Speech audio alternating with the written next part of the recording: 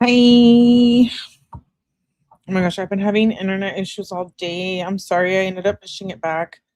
It's probably late where some of y'all are, but it's still early here. So I figured why not do a short day of Lindsay Clancy because I'm trying to get caught up. If you missed earlier live, please go check it out. It's Laura Owen's case. I know it gets a little boring at first because they're talking about um like real estate, and I don't know anything about that, but I promise the Laura Owens stuff is spicy and funny and crazy. So definitely make sure you go watch that live from earlier and then check out the playlist so you get like the backstory of everything. She's the one that set up The Bachelor.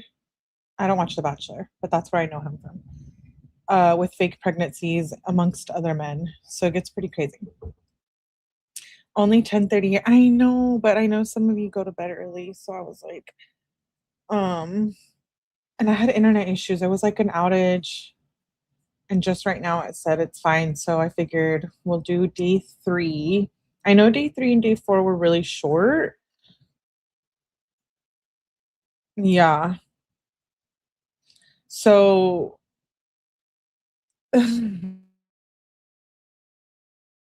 I know. Spicy, yeah, it does. We left off on Laura Owens today when she was like, I want to put my peach on your you know what. She's ugh, I can't with Laura Owens. But yeah, no, there's a lot of content on her that I'm gonna be doing, so you might as well get into it. Um, okay, so let's see. I've been watching. I didn't watch. I didn't watch the Lindsay Clancy stuff, but I saw. I'm still like, yay, you made it, Jen. Um, I I saw like little clips of other people, and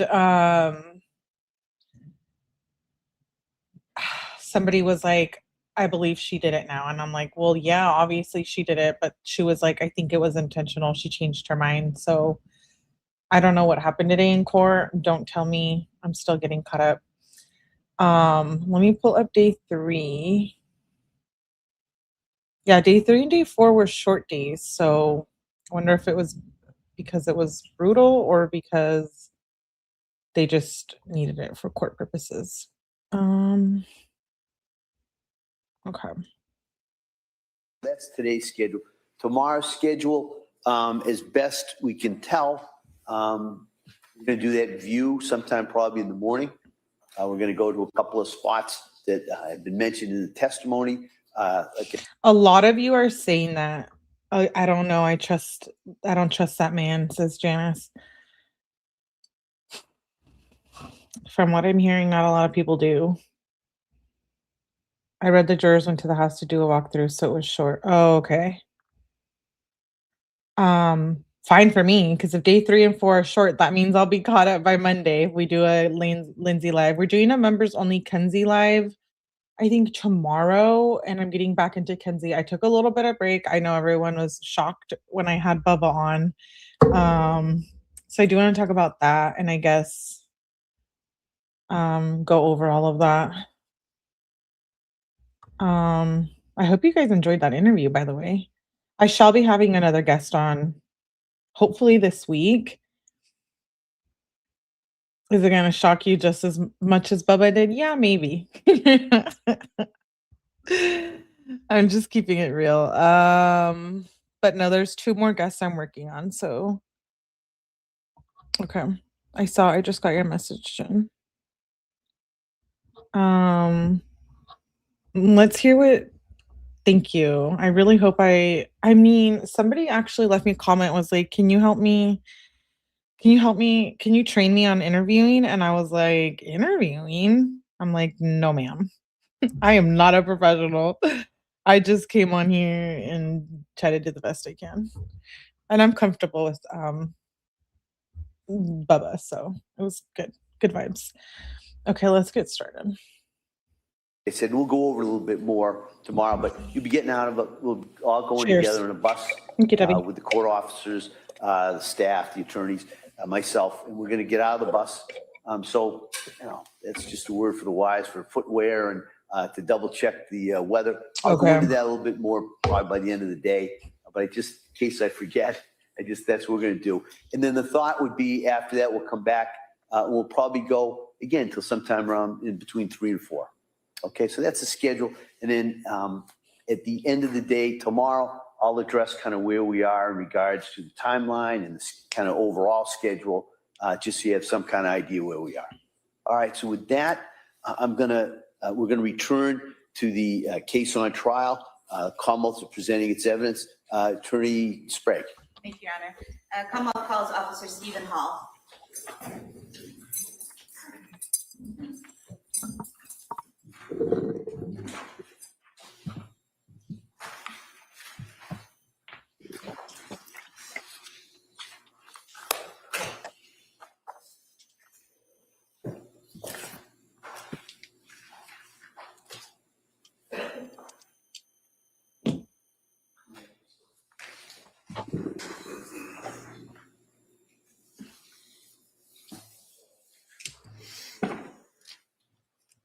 Good morning. Start right here, raise your right hand for the clerk, please. Good morning. Do solemnly swear that the testimony you have made shall be the truth, and the outcome between the Commonwealth and the Court of Appeal, the truth, and the Say so. Thank you. All right, good morning. Morning. All right, so I'm going to ask keep your voice up so the jury can hear you. Yes. And with that, Attorney Sprague. Thank you, Your Honor. Good morning. Could you please state and spell your name for the record? My name is Stephen Hall, Stephenhall, And your date of birth? 3/26/1983. Where do you work? Work at the Duxbury Police Department How long have you been a Duxbury police officer? since 2015, so roughly 11 years. I want to direct your attention to January 24th, 2023. Were you working that day? I was What shift were you working? the 4 to midnight. And would that be 4 p.m. to midnight? Yes. And were you in uniform? Yes. Were you in a marked cruiser? Yes. And were you on patrol? Yes. And being on patrol, were you alone or with a partner? I was alone. Further directing your attention to approximately 6:11 p.m. At that time, did you receive a dispatch to go to 47 Summer Street in Duxbury? I did. And do you recall approximately where you were when you received that dispatch? I was at the Lincoln Street Fields in Duxbury. And so how long did it take you to get from there to 47 Summer Street? 7 to 10 minutes. And did you go to 47 Summer Street? Yes. And what did you see when you arrived there? When I arrived, it was just a house. There was a gate open on the left side of the house. I'll show you a few exhibits that have already been marked. Exhibit 32.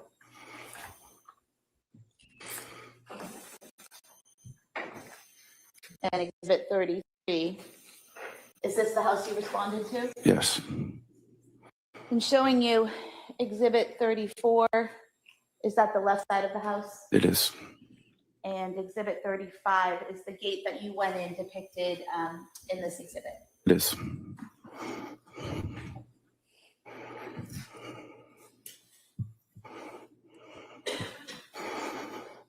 Oh, First officer on scene, I arrived simultaneously with Officer Josephine.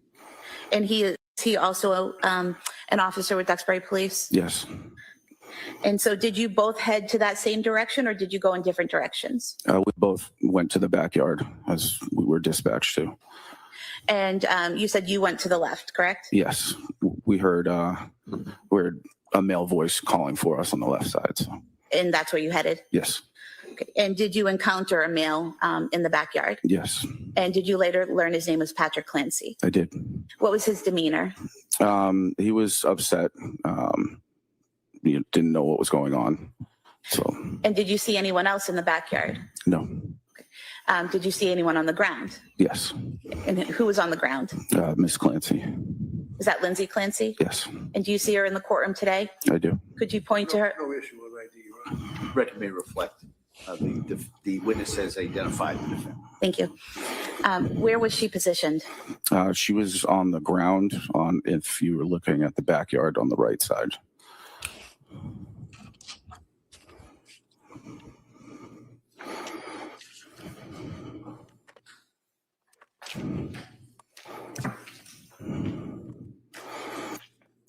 Showing you what's been previously marked as Exhibit 38. Is this the back of the house? It is. And showing you what's been marked as Exhibit 37. Do you see the area where the defendant was when you entered the backyard? Yes. Do you mind standing up with the court permission and just pointing that out to the jurors? It's in this area. That the record could reflect he's pointing near the window well to the far right side of the back of the house. Record may reflect that. I really wouldn't be surprised if they were all experiencing PTSD, Melanie. I agree with you. It's traumatic. I know I'm only on day 3, but I think I need to see more, obviously. But I don't know. Something feels fishy to me here, or maybe it's just because I'm not a big fan of Patrick Clancy. So I'm trying to keep an open mind until I get caught up and see everything. When you saw her in that location, do you remember where her head was? Her head was towards the house, And where were her feet? pointing out away from the house.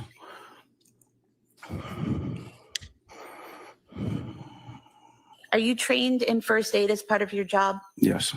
And do you carry equipment with you in case you have to provide first aid to someone? Yes.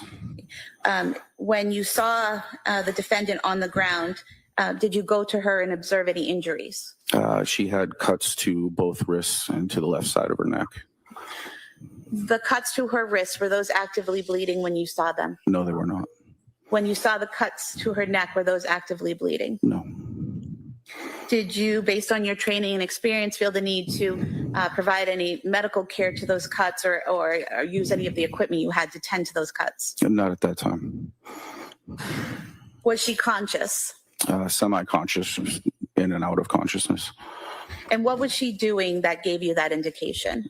She would wake up and move around and then kind of just go still again. And when you say she would move around, what parts of her body was she moving? Just her head, really. Was she able to speak to you? She wasn't, no. Was she making any sounds? She was just, like, it sounded like she was in pain. So something like She wasn't speaking to him or speaking in general, because she did speak to Patrick. Allegedly. moaning or something like that? Yes. While you and Officer Josephine are there, do other first responders, such as firefighters, start to arrive? Yes, they started to arrive, and I went to the to gate to direct them where to go. And how did you know they had arrived? You could hear the sirens. So you heard the sirens and went to the gate to tell them to come to that side? Correct. While you were doing this, did Patrick Clancy stay with you? At one point, he went inside to say he was going to check on his children. And did you see what entrance he used to go into the house? He went towards the backslider.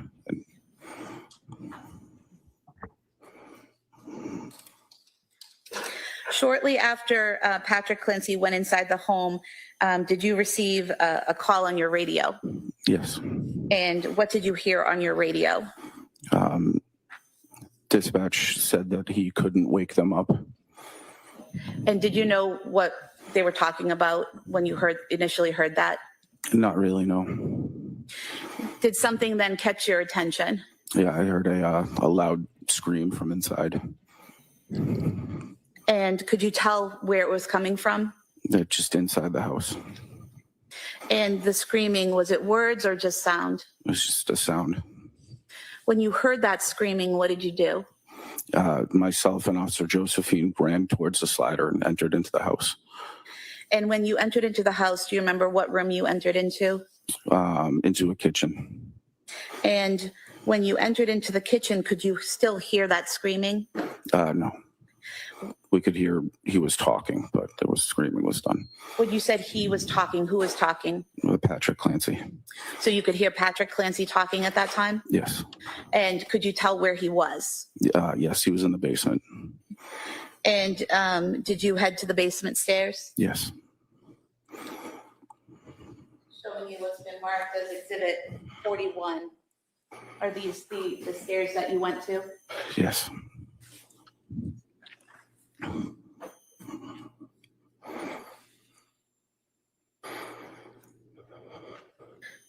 That's good to hear, Melanie. Melanie says lives near there or grew up there.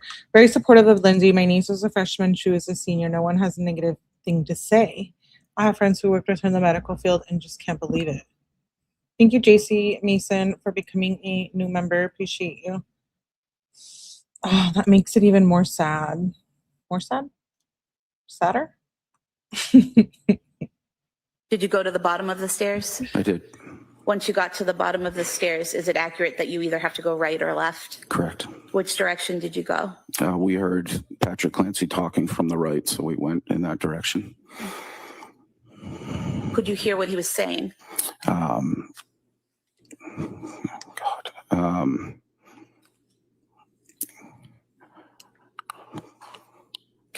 Do you mind if I? You don't recall? Yes. I have no objection. What's going on? We need to read further. I've never looked at this before. Do you recall him saying, I can't wake them up, I can't get them up? Yes.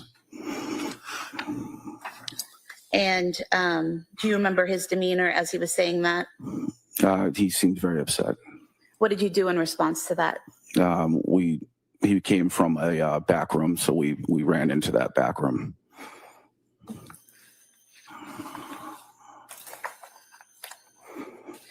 Just going back to when you came down the stairs and turned to the right, do you recall what type of room that was when you went to the right? It looks like a workout room, like a workout area. I'm going to show you a few pictures here. If you could just look at them and tell me if you recognize what they depict.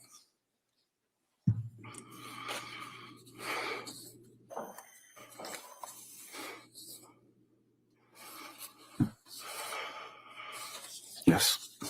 And do you recognize these to be photographs of that workout room that you entered into when you went to the right? Yes. We can have these marked as the next few No exhibits objection. All right, those may be admitted. or exhibits.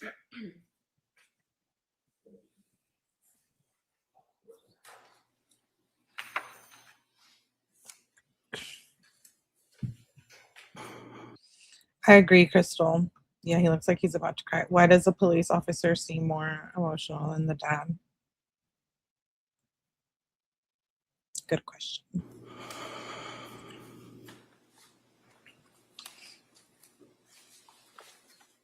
Exhibits 89 to 92. Sir, showing you exhibit 89. Is that the view when you first come down the stairs and turn to the right? Yes. And then showing you exhibit 90. Are those exercise bands there tied to the closet door? Yes. 91, just a close-up of that, correct? Yes. Then 92, what are we seeing in this photograph, sir? That was the back room that seemed to be coming from. That Patrick was coming from? Yes. You also looked at two photographs from that room of those fair and accurate depictions of how the room looked that day. Yes. We could have these marked as the next two exhibits, please. All right, they may be admitted.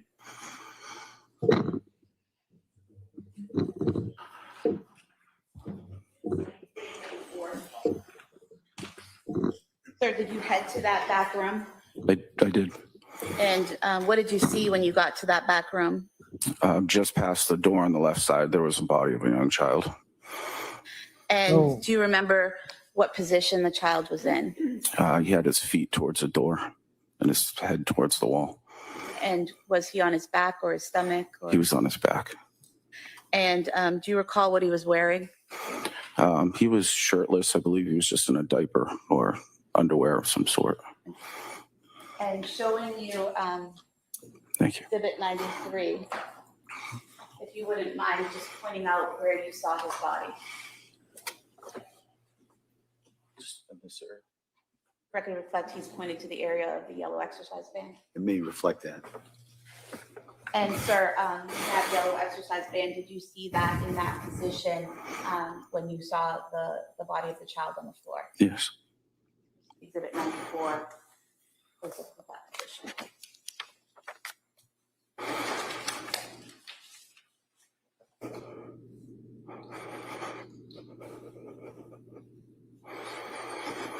Sir, did you later learn that child's name was Dawson Clancy? I did.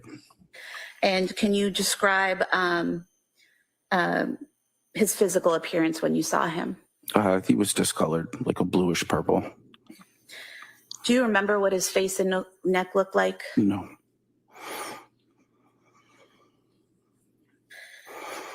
What happened next? I called for paramedics to come to the basement. I also called for a supervisor, and Officer Josephine picked up the child, and we ran him outside through the front door to the ambulance. And did you do anything after that, after giving Dawson to EMTs? We ran back down into the basement to check to see if we could find other children. And what made you think there were other children to find? When Patrick Clancy said, well, I can't wake them up, instead of just a singular. And so when you went back inside, did you go back down the basement stairs? Correct. And this time, did you go to the left? Yes. Wow. Sir, showing you a series of photographs. You could just tell me if they clearly and accurately reflect how the left side of the basement looked on January 24th, 2023 when you went in there. Right, just for the record, they don't need to lay a foundation. I agree to the photographs, no objection to any of them, so we don't have to go through all the All right, foundations. thank you. All right. You recognize those? Yes. Could I just mark this the next exhibits, please?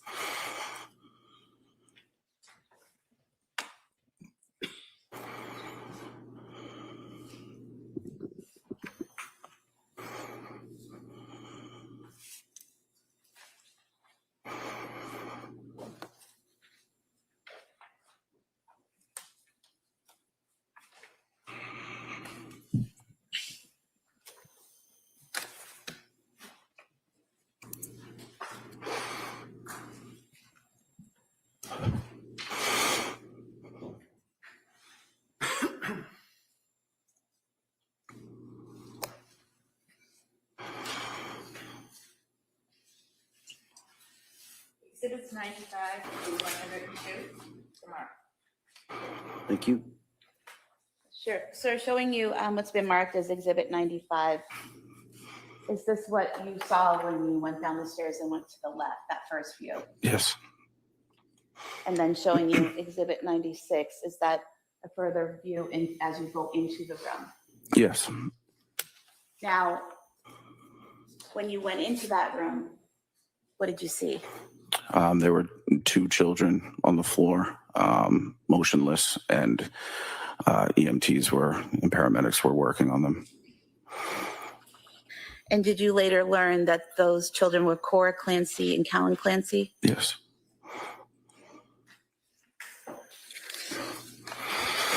Did you do anything to assist the medics at that time? Excuse me. I asked if they needed any equipment. And did they ask you to get some equipment? They asked me to grab a heart monitor. And did you do that? I went and found the fire captain to ask where I could grab one. And he was pretty upset. So I ended up going back downstairs into the basement. At some point in time, actually, if I could show you Exhibit 96 again and just ask if you could just point to us where you saw each child. Okay.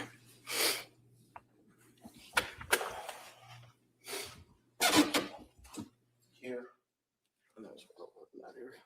Stop, So for the Lauren. record, the first area you pointed to was in between the blood stain and the black exercise band, is that correct? Correct. And then the second area was over toward, in front of that small nightstand or some type of shelving unit. Yes.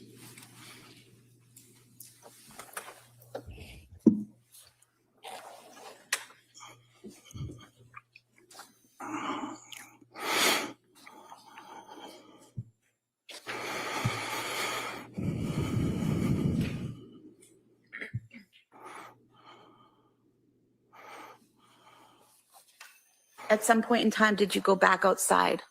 Yes, they stated they need an officer with Lindsay, Clancy.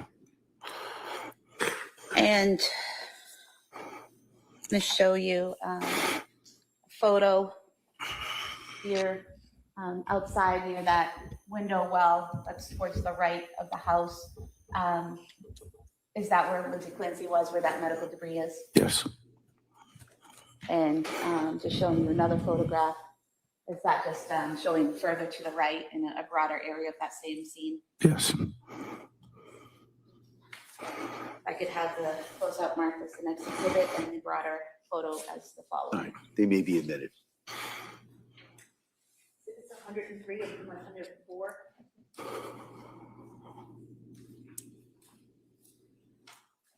While you were out there with the defendant, were medical staff, paramedics treating her? Yes.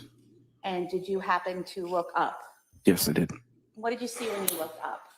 There was an open window with blood marks around the window. And did you also see blood marks on the shingles below that window? I did. Showing you a photograph here. If she just jumped out the window, why would she have put her hands on the outside? And then on the brakes, was she holding on? Like, I'm just confused. Or no. He started dating his now wife months after. Shake my head. To push off, maybe?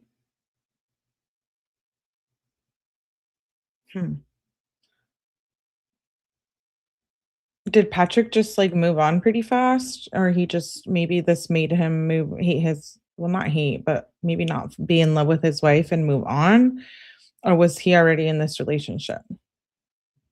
So it was easier to move on. At the top, is this the open window you're referring to? Yes.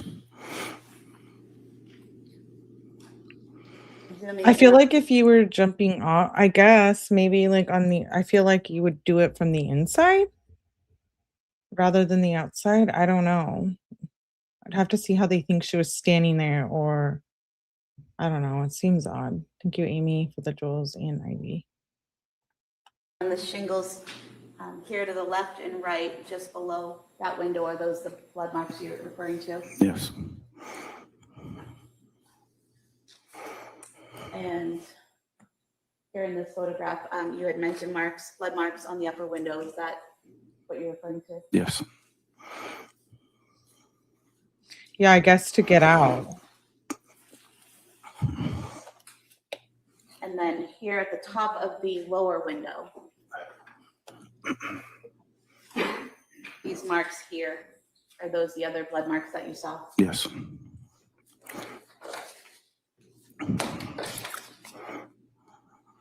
If we could have these photos marked. Yeah, she did cut her wrist and neck first. The window opens halfway, so she had to crawl out by placing hands on the wood frame. And it does only open halfway. Yeah, I just noticed that too. As the next that's All right. They may be admitted.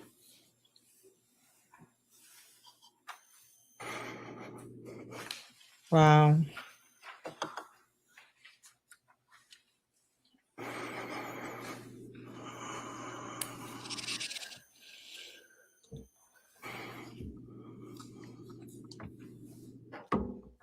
while you were out there in the backyard, did you see a ripped or, oh, I'm sorry.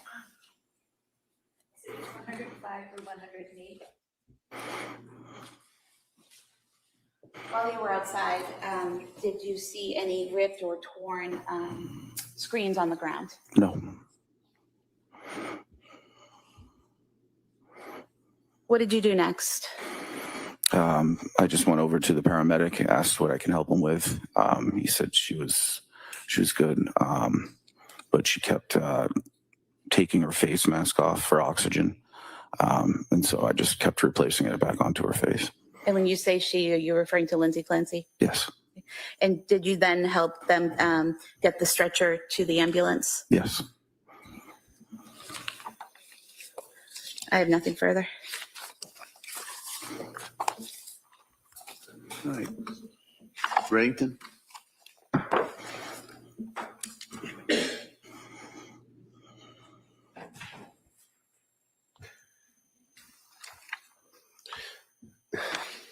Thank you for your incredible service. Thanks.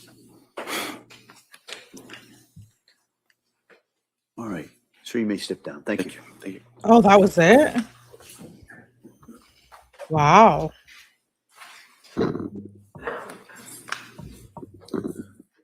All right, Trudy Sprague? Commonwealth calls Officer Brian Josephine.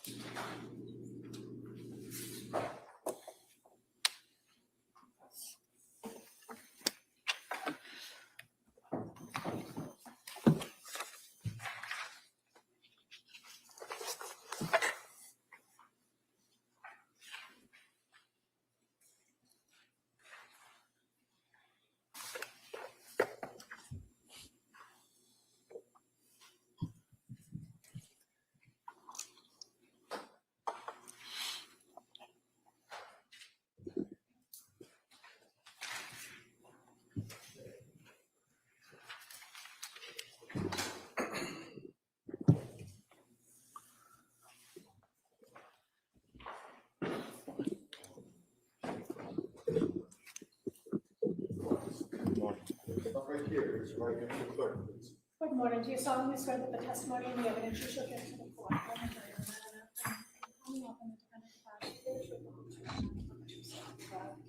Thank you, sir. You may be seated. All right, good morning, sir. All right, counsel? Thank you. Good morning. Could you please state and spell your name for the record? Brian, Brian, Josephine, Josephiane. And what's your date of birth, sir? June 13, 1990. And where do you work? I work at the Duxbury Police Department. How long have you been a police officer? I started there in April of 2020. And did you work for the Plymouth Police before that? Yes, I did. And how long did you do that? Almost 5 years. What is your current role? I am patrol officer. Back in January of 2023, what was your role with the Duxbury Police Department?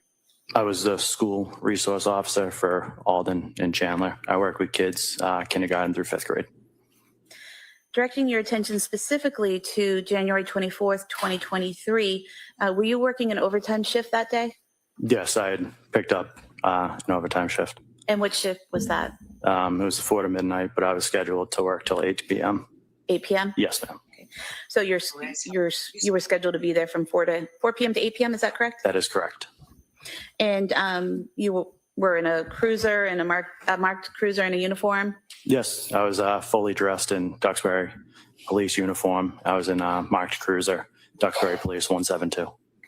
And did you receive a dispatch at approximately 6:11 p.m. to go to 47 Summer Street in Duxbury? Yes, we did. And when you say we, were you with a partner or were you alone? No, I was by myself. We ride single in a cruiser there. Okay. So when you say we, do you mean that it was dispatched to all officers on patrol? So usually with critical incidents calls, they put it over to dispatch and they'll say, Duxbury police cars, start making your way to a certain address. That way everyone can get there as quickly as possible. Okay. And so then you knew at that point to go to 47 Summer Street? Yes, ma'am. And approximately how long did it take you to get there? I would say anywhere from 3 to 4 minutes. So you were relatively close by when you received the dispatch? Yes, I was. Okay. And when you arrived at 47 Summer Street, what did you observe? Dispatch was giving me Description of the house, it took probably 15 seconds for me to identify the house. Parked in the street. I saw the number of the house and I made my way. I believe it was a mudroom that I went to.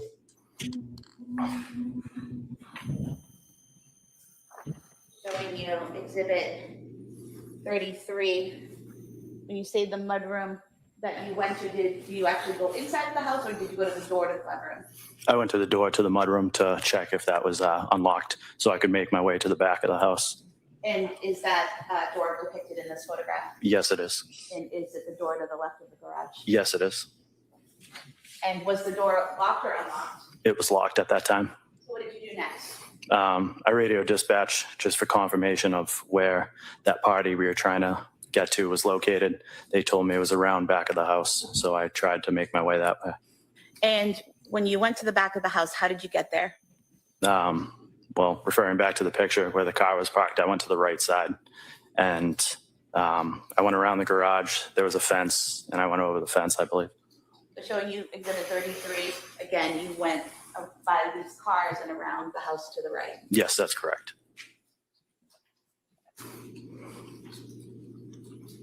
And showing you exhibit 37,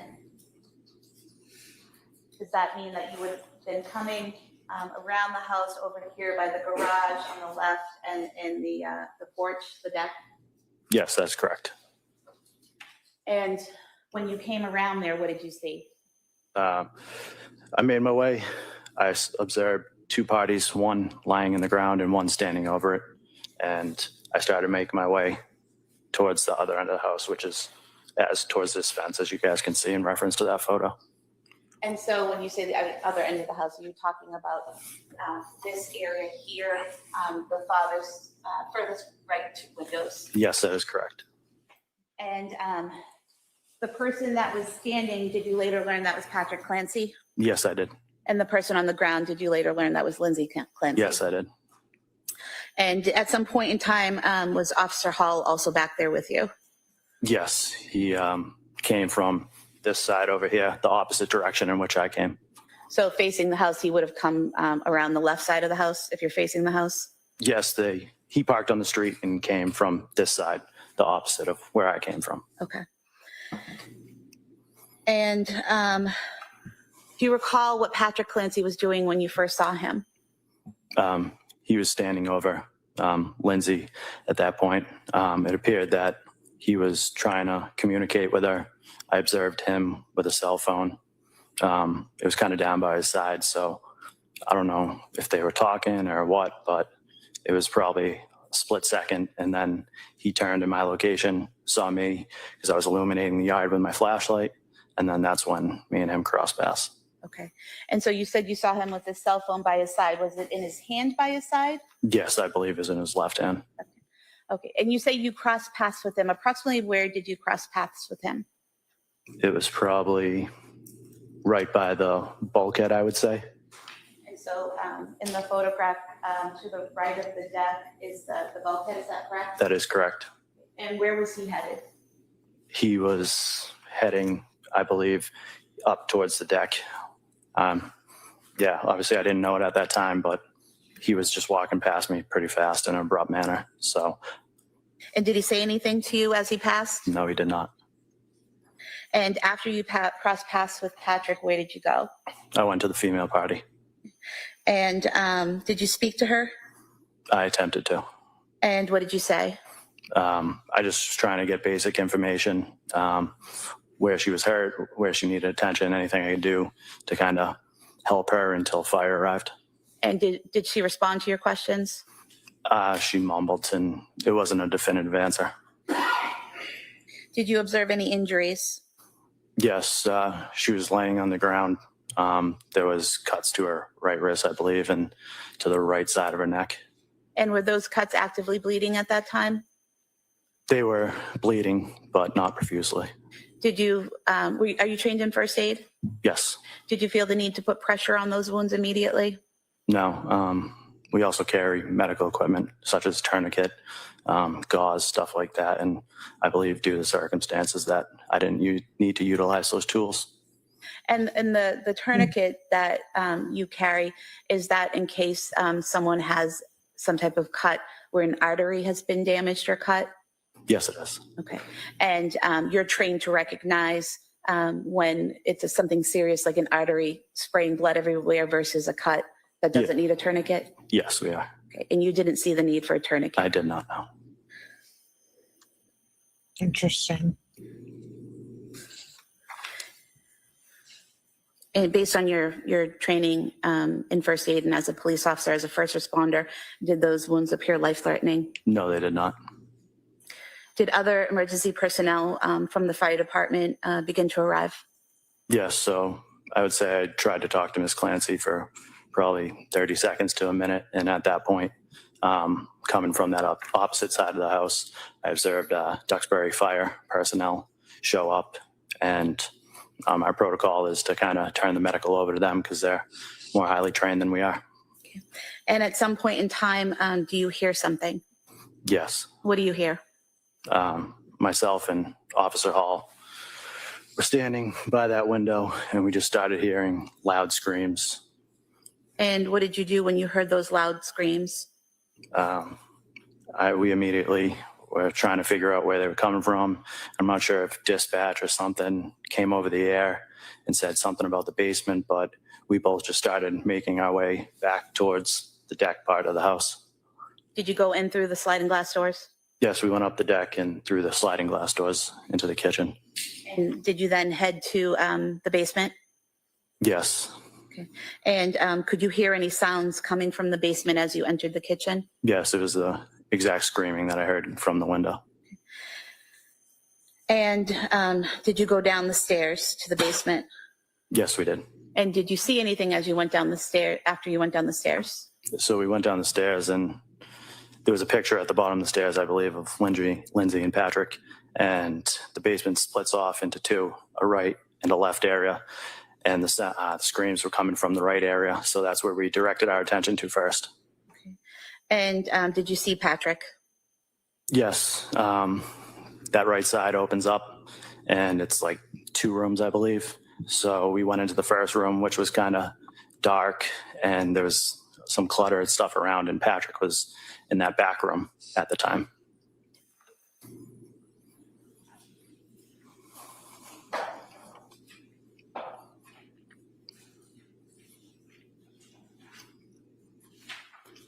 So showing you what's been marked as Exhibit 92.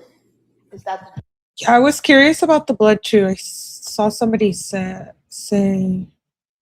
could the blood have slowed from the cold? I don't know, because I don't know if there was this officer or somebody else, or Patrick, that said she wasn't bleeding. But I would think that she would still be bleeding. I could be wrong though. doorway into that back room? Yes, it is. And then Exhibit 93, is that the inside of that back room? Yes, it is. And do you recall what, if anything, Patrick was saying as you encountered him? Upon his observation of us, myself and Officer Hall, he proceeded to head in our direction, leaving that room. And at that point, he looked up and he screamed, "She killed the fucking kids." And after he said that, where did you go? Once he cleared himself from the door frame, we were able to look inside the room where we observed what appeared to be a child laying motionless on the floor. And did you later learn his name was Dawson Clancy? Yes, I did. And how was he positioned? He was laying on his back, kind of close to the gym bag for reference of that. Showing you Exhibit 93 again, you referenced the gym bag. Is that the bag to the left of the pack, the child's toy? Yes. And so you're saying that he was in that area when you first saw him? Yes, he was. And do you recall whether he was on his back or his stomach or something else? He was on his back. And do you recall his physical appearance? Like I said, he was laying on his back. His head was tilted to the right-hand side. Looked at him kind of in the face area once we got closer, and his face was white, gray, lips were blue, eyes were bloodshot. Looked like blood vessels were popped in his eyes. Did you notice any injuries to his neck?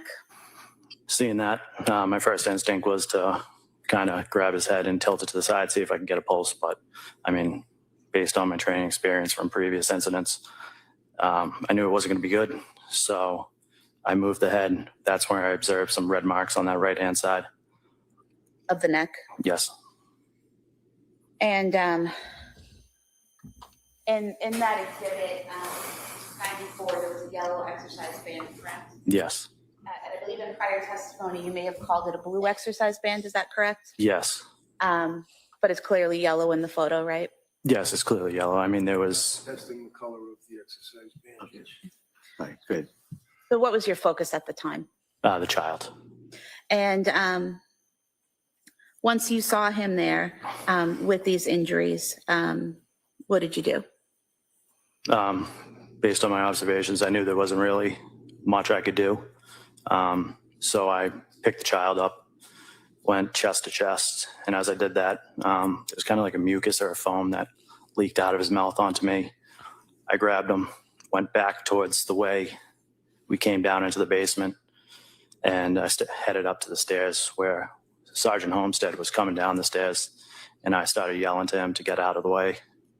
Went back up the stairs and then into the kitchen, directly adjacent to the stairs. There's the front foyer, like hallway, and I went out the main door into the driveway. And was there an ambulance in the driveway at that time?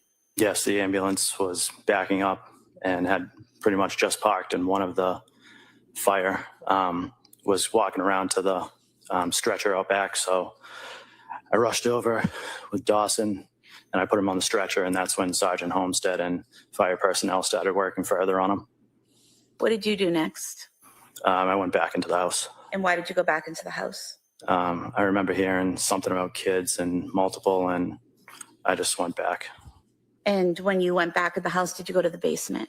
Yes, I went back in that front door, back down to the basement, and this time I went to the left-hand side. And when you went to the left-hand side of the basement, what did you see? Pretty much directly in my sight was an older female laying on the ground, and then in the corner there was like a younger baby. And when you say an older female, you're referring to that she was older than Dawson? That's correct. And did you later learn her name was Cora Clancy? I did. And did you assist in treating her? Yes, I did. What did you do? So when I got down to the basement, 2 fire personnel were already on scene. One was working on the baby and one was working on Cora. Communicated with them.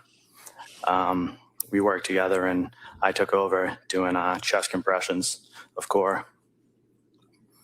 And were you able to see any injuries on Cora at that time?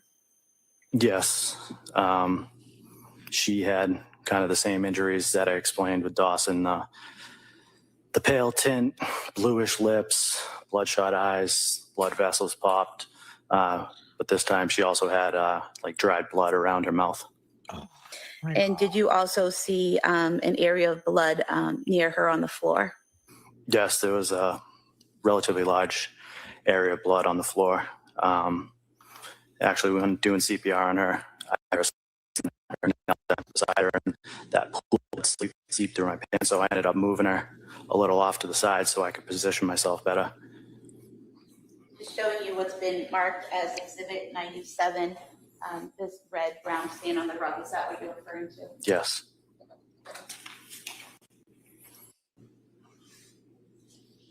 So sad. While you were doing chest compressions on Cora, what was the firefighter doing? The one that had previously been attending to Cora then went to the child that was in the corner. And eventually, was Cora put on a stretcher and brought out? Yes, eventually. I think the baby was brought out first, because I think they mentioned at some point they might have found like a faint pulse or something like that. So they got him out first, and then we were able to get Cora up. So that entire time while you're in the basement, are you still giving chest compressions to Cora? Yes. yeah, I mean, it felt like forever, to the point where I think I radioed for assistance for another officer to come down. And did others come down to assist? Yes, Officer Cahill came down to further assist, where I continued with chest compressions, and he used a bag valve mask to give rescue breaths. And a bag valve mask, is that something that goes over someone's face, a mask that's attached to a bag and you squeeze it to give air? Yes, it's an alternative breathing apparatus. At some point, do you go back upstairs to the first floor? Yes. And do you encounter Patrick Clancy when you go upstairs? Yes, so when they removed Cora, myself and Officer Cahill went back upstairs, where I encountered Mr. Clancy in the kitchen. And what was his demeanor in the kitchen? He was still frantic, kind of in shock, still screaming and losing himself. And I think at that point, I don't know, one of us requested that we get an ambulance for him as well. Thank you, sir. Nothing further. Attorney Reddington? So a psychosis episode can last anywhere from a few hours to several months or longer. The exact length depends on what triggers the episode, such as drug use, severe stress, or long-term mental health illness. Because I was thinking, like, she was able to say what happened when she was outside with Patrick. She says, I tried to kill myself. Because Steph says, does she remember doing this? Strangling someone too is very, very personal. You know? Yeah, I've wondered myself too. I'm sorry, I have no questions. All right. Thank you, sir. Lisa. Thank you. Wow. No questions for him from the defense. Someone calls PJ Hussey. Your Honor, at this point, I'm objecting, renewing my objection that I filed on the repetitious nature. All right, if I can see it, sidebar. What?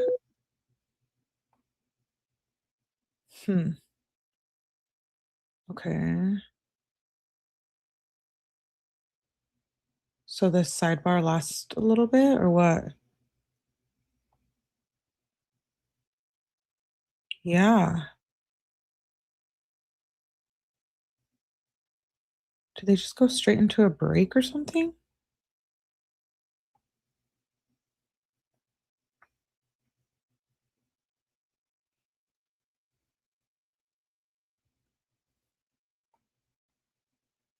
That's a long sidebar.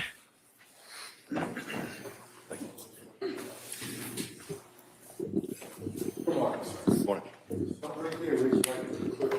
morning. Do you solemnly swear that the testimony in the evidence you shall give to the court and the jury, no matter how cutting between the Commonwealth I guess she was like, she could have been like moaning or something or mouthing.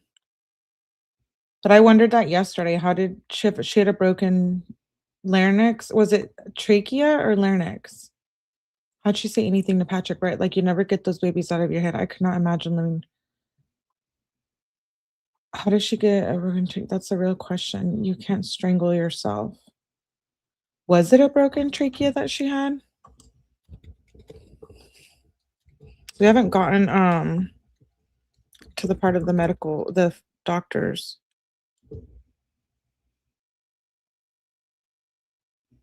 It says there's no official medical record that she had a broken trachea.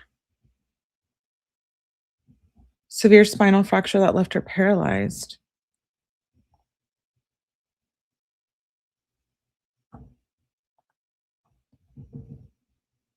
Really? It says no. Maybe Google's wrong. Let me look. What did we say? Larynx.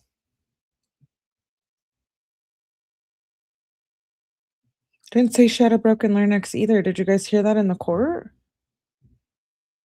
I'm behind, so.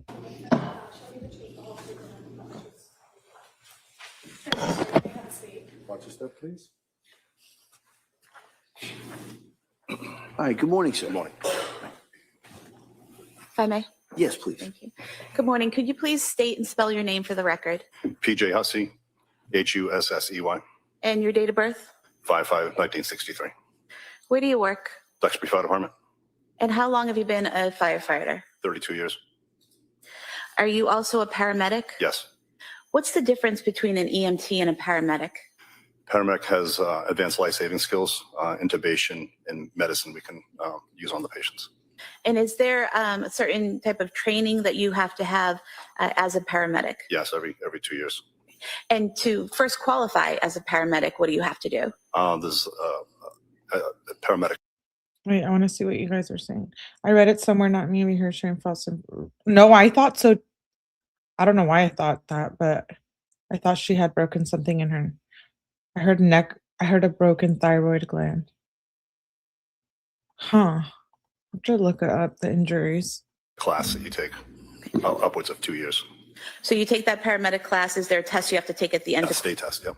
And once you pass that state test and become a paramedic, you have to do continuing education. Is that correct? Yep.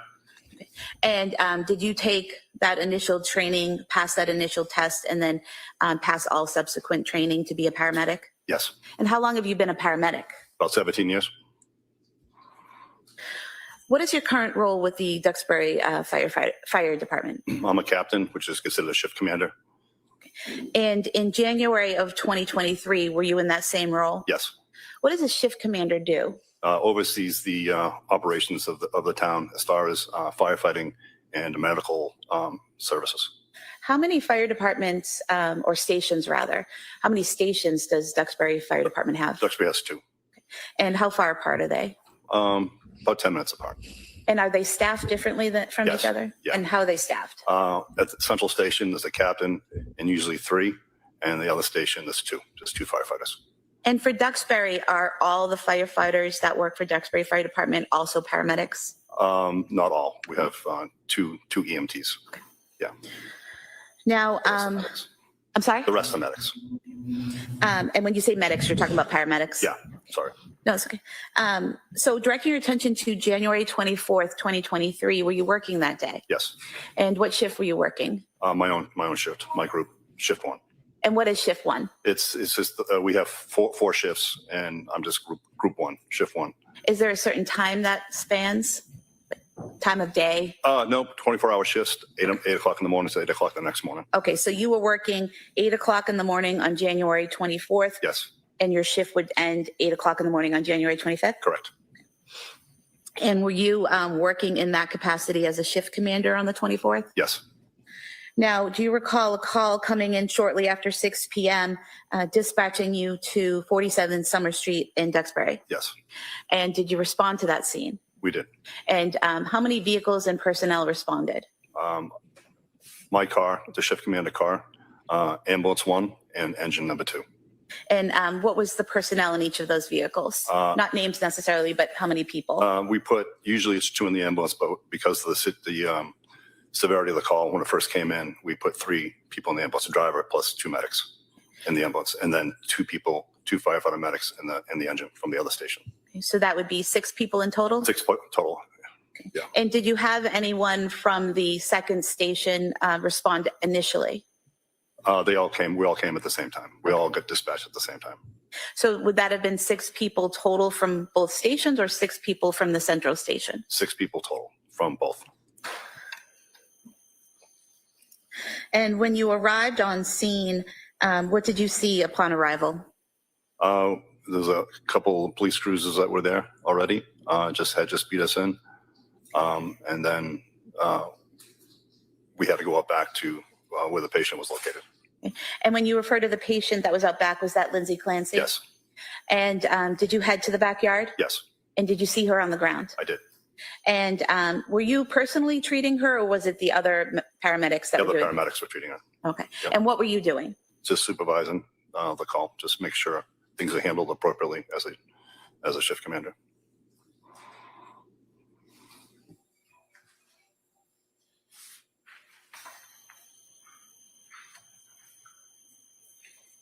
Showing you what's been marked as Exhibit 37. Do you see the area where you were in the backyard that night on the screen?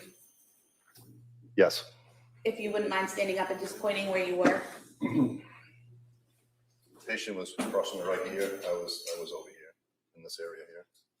And if the record reflects, you pointed to the patient being to the right of the metal window well, and you were standing to the left of the window well, is that correct? Yeah, she was right below this window, so someplace she was right in this area. Okay. And I was just a little bit further over. And when you said right below this window, you're pointing to the far right second story window? Yep. Yes. Thank you. At some point in time while you were standing there, did you hear a loud noise? I heard a scream. And when you heard the scream, could you tell where it was coming from? It sounded like it was coming from the basement. And did you look anywhere in particular? Yeah, I was able to look through the basement window and able to see a male person downstairs. And when you say the basement window, are you referring to that first Yes. Metal window Yes. well? Yes. That was in exhibit 37.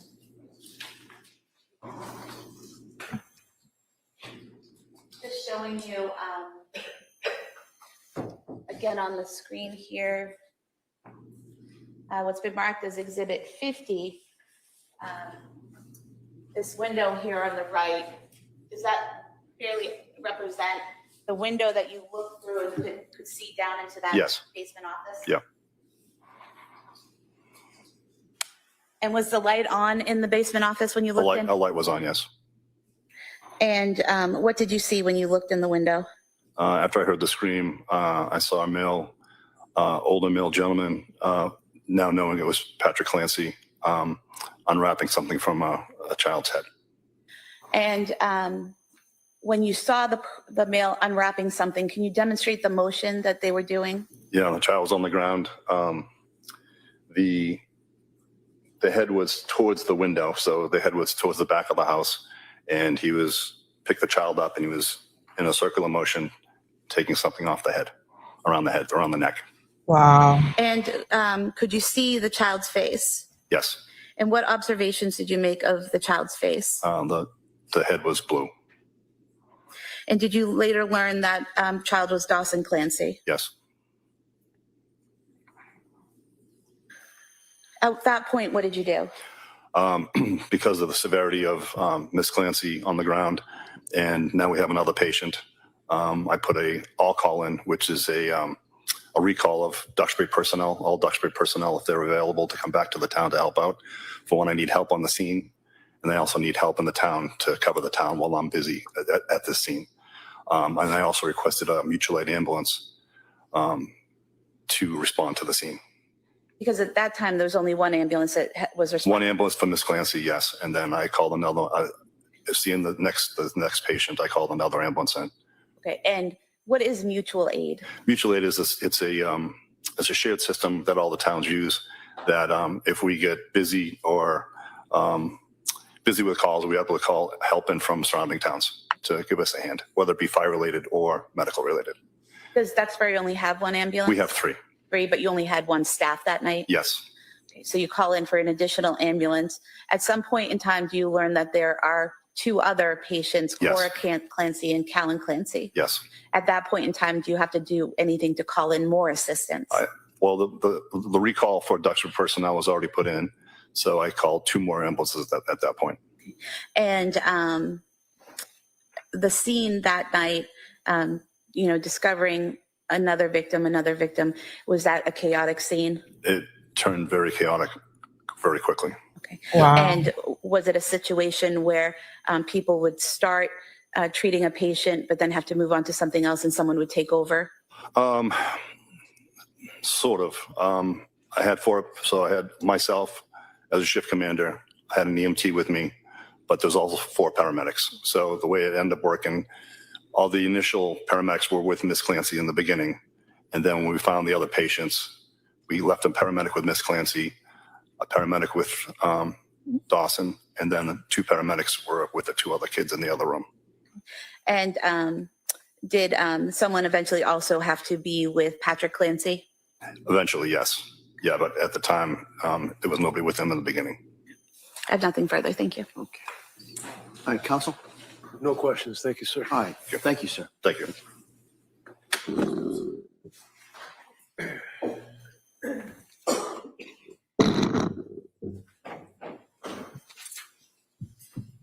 Attorney Buckingham.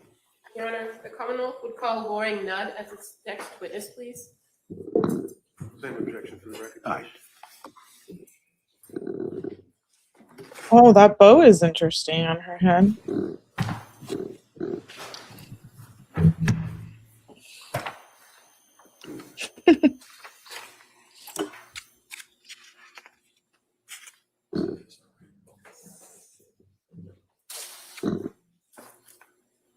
Yeah, Crystal. I said the same thing.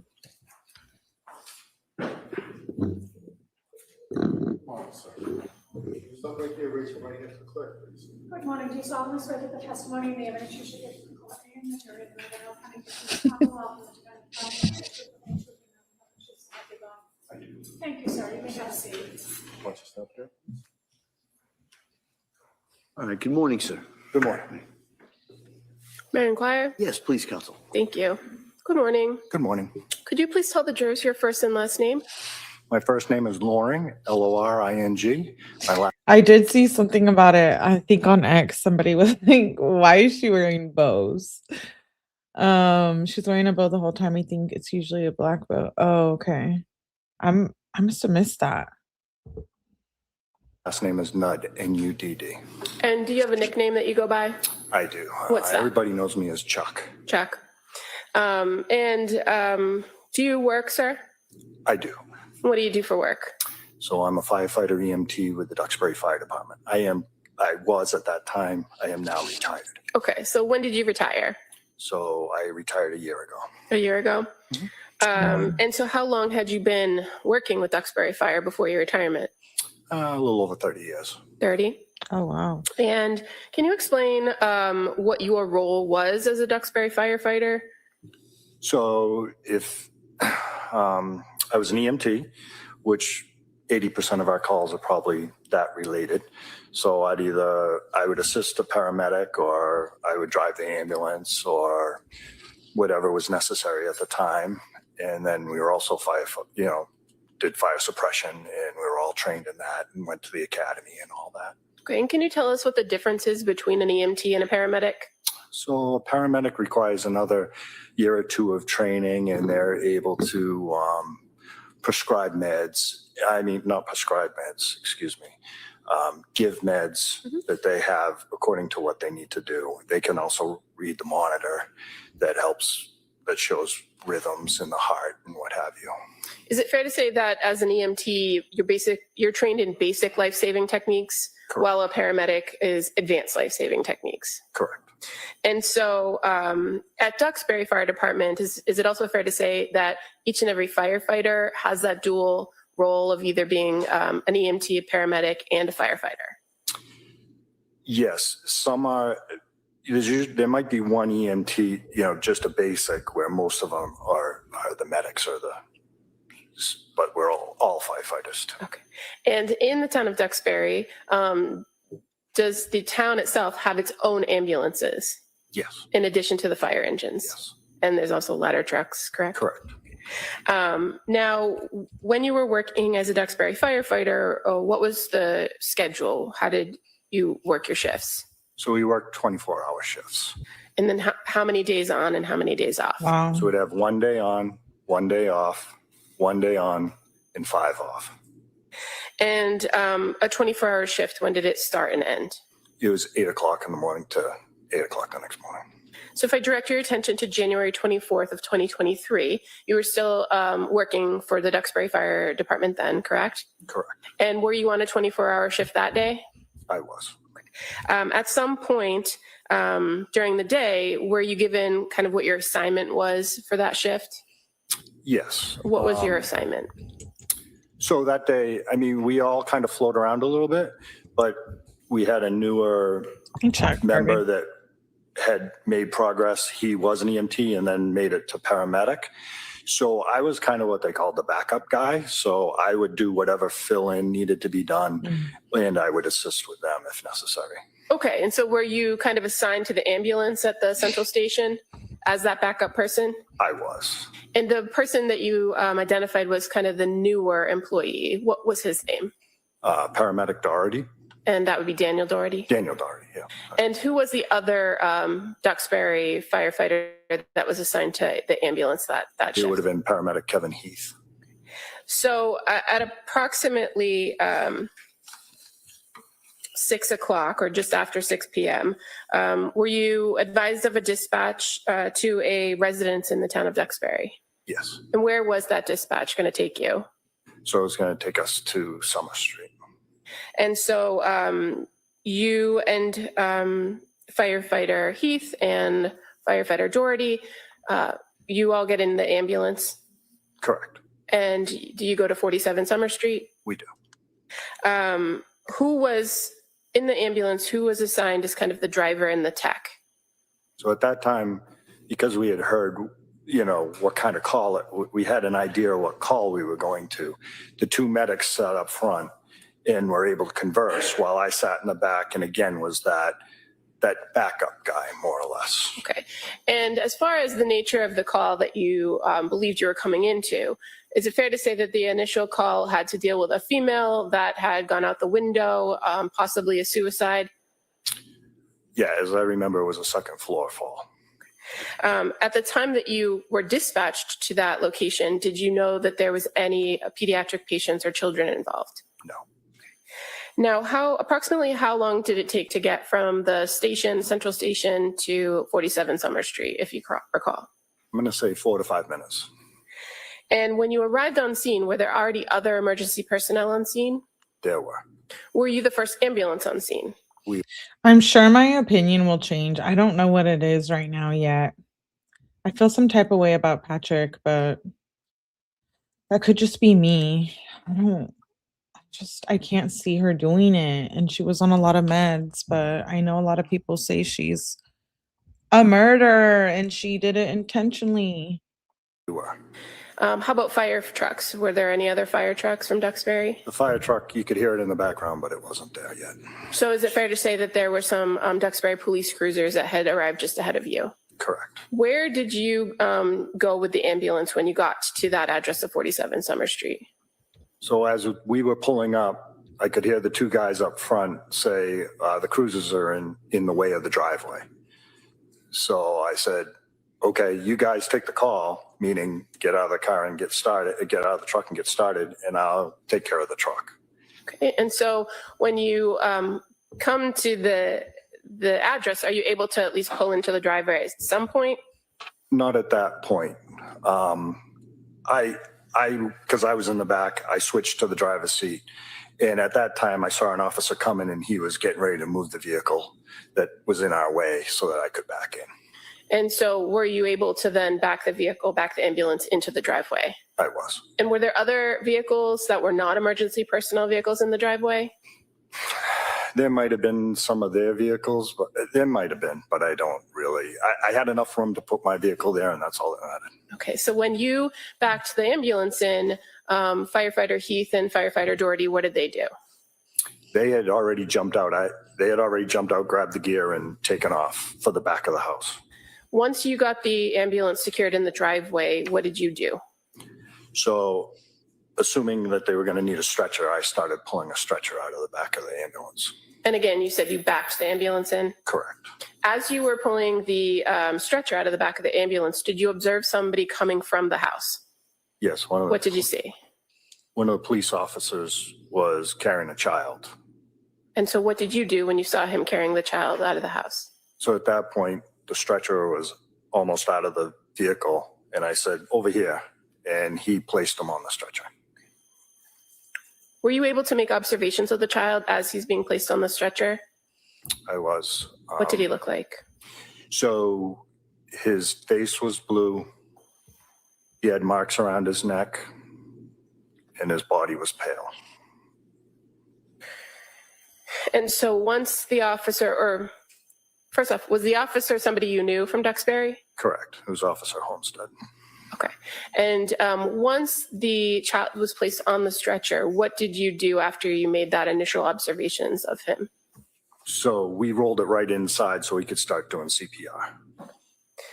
Now, as an EMT, what is the first thing you generally do when you're observing a patient or assessing a patient? So you always look for response, and you go for airway. And fair to say there's kind of what they call the ABCs. Correct. Can you tell the jurors what that means? So it's airway, breathing, circulation. And in this circle, It's interesting how we all have different opinions or similar opinions to the Patrick. Joan of Arc says, I don't understand Patrick's actions after this. The only thing I can come up with is he needed another relationship soon because he just lost so much at all once. Christine says, I don't know, Patrick gives me a weird feeling, not a good one. Can't put my finger on it. And the state calls up way too many experts. It's overboard in my opinion. I know people are saying like, no, he probably confided in his now wife. Or maybe like she helped him through this, but I have a feeling he was perhaps already talking to her. I don't know why. I just get that vibe. I could be wrong. That's just my opinion. circumstance, were you able to observe the child breathing on his own? No. How about, were you able to secure an airway for him? Not at that time. We were still doing the preliminary. And how about circulation or pulse or cardiac activity? Were you able to determine any of that upon your initial assessment of him? At that point, no. Now, after you are in the back of the ambulance, do other EMTs or other paramedics come and assist you with this child? Yes. So when the patient was getting rolled in, I also yelled out to my captain, hoping that he was going to hear me, that I needed a medic in my truck because I needed him to know that there was someone in my truck. And I'm assuming someone heard me, and they then directed a medic to my truck once one appeared. Okay. And so the medic that came to the truck, was that Keith Nettie? Yes. And that was not the original person who went to the scene with you in the ambulance, was it? Correct. Okay. And what happened when you had the child in the back of the ambulance? What did you guys do to try to tend to him? So we were doing CPR, and then there was he wanted to check the monitor. So we got the monitor out. Okay. And with the monitor, what was the monitor supposed to be looking for? Heart rhythm. Okay. And so do you have to kind of hook that up to the patient in order to assess whether there's any activity? Correct. And those monitors that you have in your equipment, do they do anything more than just check for heart rate? The paramedic can then look and see what kind of, not just a heart rate, but a rhythm. And then if there is not a rhythm, does that machine help you to do anything to try to restart somebody's heart? With a rhythm, with the rhythm that they gave us, they said, we can disconnect it, because they were concerned they needed the monitor downstairs too, or elsewhere. And is it fair to say that at that point you're assisting the paramedic with their assessment and running that equipment and checking the monitor? No, I'll allow it, but let's kind of move on. I'm sorry. That's okay. Re-ask that. Are you assisting the paramedic at that point to treat the child in the ambulance? At some point, do you leave the ambulance? I do. And where do you go after you leave the ambulance? I bring the monitor down to the basement. Are the other paramedics and the other responders still working on the child? Correct. And to be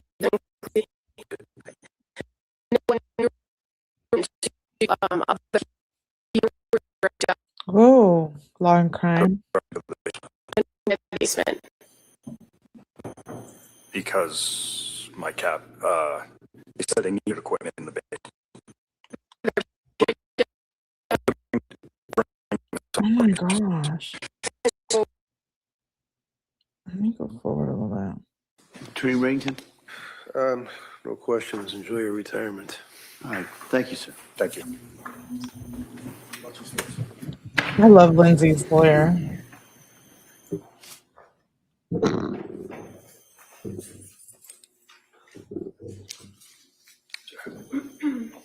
Attorney Buckingham? Thank you. The Commonwealth will call Keith Nettie as its next witness, please. Same objection, Your Honor.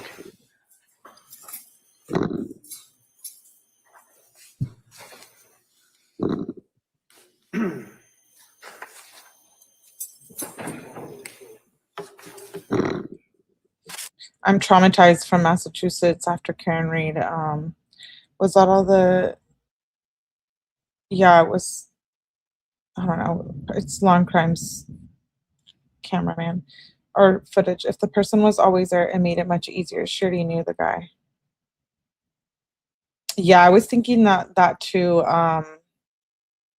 Christine, something tells me the only reason he testified on her behalf is because he felt guilty. Yeah, I mean, from what I hear, he's always been pretty supportive since the killings, murder, crime, whatever you want to call it. Good morning. Do solemnly swear that the testimony and the evidence you shall give to the court and the jury, no matter now coming between the Commonwealth and the defendant, thank you, sir. You may have a seat. Watch your step, please. Hi, good morning, sir. Good morning. All right, counsel. Thank you. Good morning. Good morning. Could you please tell the jurors your first and last name, please? First name is Keith. Last name is Nettie, Nette. And where do you work, sir? I work for the Duxbury Fire Department. How long have you been with the Duxbury Fire Department? About 17 years. And currently working for the Duxbury Fire Department, what is your role? Yeah, I've covered this case a little bit before. I have a playlist. We did go through that lawsuit. Joan says Patrick is also suing the doctors. Yeah, we read through that. So he has a reason to desire a certain outcome from this, in my opinion, of course. Yeah, Melanie says the same, guilty, and he wants that payday. What do you do there? Right now, I'm a captain, shift commander. Okay. And are you a firefighter as well as a trained paramedic? Yes. At Duxbury Fire, you all work 24-hour shifts? Correct. If I draw your attention to January 24th, 2023, do you recall working a 24-hour shift that day? I was at home. Okay. And so what was the shift that you were working that week, if you remember? I believe I worked maybe 2 days prior. I don't really remember. Okay. So you were on a day off? Yes, correct. And how was it that? I mean, I hate to be like, oh my gosh, we're learning, right, from the Clancy case. But I hate to think like, oh, was that an incentive for the wife too to rush into that marriage? And I know that sounds really bad. Like they could probably be really good people and we're just haven't seen all of this trial yet, but I don't know. I get vibes. Like You ended up being involved in the call at 47 Summer Street on January 24th. We were recalled from via a pager and text message that there was an incident going on and that we were to respond. So can you explain to us how that works? So a tone goes off through dispatch that sends off a pager at our houses that alerts us. Then we also get text messages about the incident and then respond either to the station or to the scene, whichever they request. As a Duxbury firefighter, are part of your responsibilities to respond to these recalls? Yes. Is it a voluntary thing? Yes. So if you were indisposed or unavailable when a call went out or tone went out, would you be expected to respond to the scene? No. But in this case, on January 24th, just after 6 p.m., you heard that call go out, correct? Correct. And so then what did you do when you heard the call? I drove to the scene in my personal truck. When you got to the scene, what did you see? I saw police and fire vehicles. And then I walked up the driveway and walked into the back of the ambulance. Now, when you arrived and saw police, so that was Duxbury Police? Correct. And the fire personnel that was on scene, who was on scene, if you remember? I only saw two people on scene initially. That was Kevin Heath and Sergeant Homestead. Okay. And Sergeant Homestead is a Duxbury officer? Correct. Now, was there a Duxbury ambulance in the driveway when you pulled up? Yes. And before even getting past that ambulance, were you asked to assist? Yes. What did you see when you came to the back of that ambulance? I saw an officer, Sergeant Homestead, and Kevin Heath doing CPR on a child. So sad. Had you seen how the child ended up in the ambulance, or did you come after? I came after. Did you then help take over with treating that child in the back of the ambulance? Yes. What was your initial observation of the patient? What did he look like? Blue, white, non-responsive, not breathing, no pulse. And this particular patient, did you come to learn him to be the child named Dawson Clancy? Yes. And he was approximately 3 years old? Yes. What kind of treatment did you and the paramedic Heath offer to Dawson in the back of the ambulance? What did you do? We tried to start an IV, but then we also started an IO, which is kind of like an IV. Tried intubation, which is a advanced airway, medications, and continued CPR. So an IV, that's just putting a needle into somebody and trying to pump fluids in medicine, correct? Correct. Tell us what an IO is. An IO is interosseous, which is basically into the bone marrow on the lower leg. So what do you do to try to enter an IO? Usually we have a drill, but we had a manual one instead. So what do you do with the manual drill to enter the IO? You just twist and then it goes into the bone. And what bone do you attempt to do this in? What? I didn't know about that. And were you able to enter that IO into Dawson? Yes. What is the purpose of the IO versus the IV? If the patient has difficult access, which pediatrics do. And in this circumstance, what kinds of medication were you trying to deliver through the IO to Dawson? Epinephrine. What's the purpose of epinephrine? Basically kind of helps to restart the heart. And at this point, he had no heart activity? Correct. You also mentioned attempts to intubate. Can you tell us what that means? So intubation is an advanced airway where you put a tube into the airway to secure it to deliver high flow oxygen. Were you able to intubate Dawson? Yes, Kevin Heath did. And what do you do when you enter the tool to intubate? You go into the mouth and you do a motion of pulling up to see the vocal cords so you can pass the tube through. And what do you attach to the tube to try to increase breath? Oxygen and BVM, which is basically you're squeezing a bag. So BVM would stand for bag valve mask? Correct. While you were treating Dawson and doing the airway, intubating him, giving him the medicines, were you able to observe anything about the area of his neck? Yes. What did you observe about his neck? Dark red marks around his neck.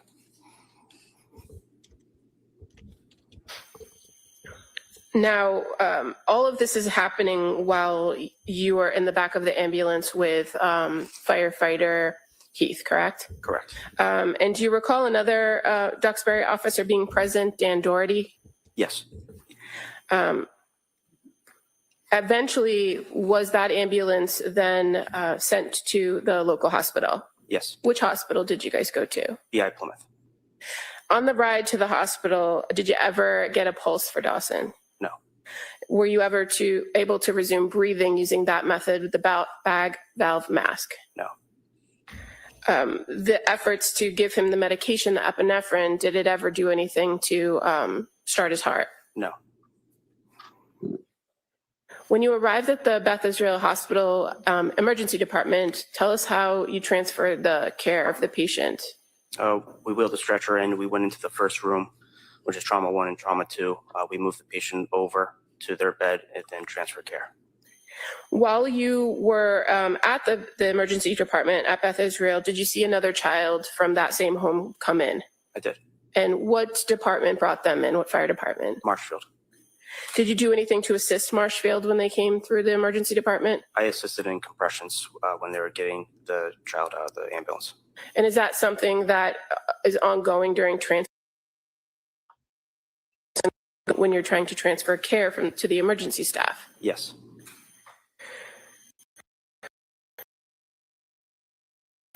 Being the father of the children at the emergency department that evening when you were there? I did. And you came from the pediatric Clancy. Oh, long crime. Of him at the What is going on with their audio? Set, and yeah, just basically visually upset. Did you do anything yourself to assist him when he was there? I assisted to get a chair in case he needed to sit down. And was that before or after the children had passed, had been declared? I believe it was after. Yeah. Thank you. All right. Attorney Reddington? I have no questions. Thank you, sir. All right, thank you, sir. You may step down. Thank you.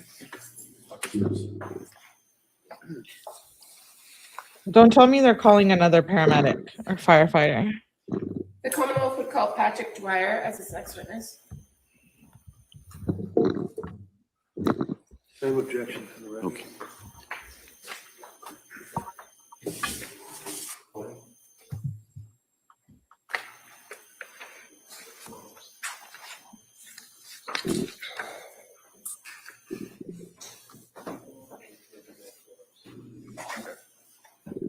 Another paramedic. Do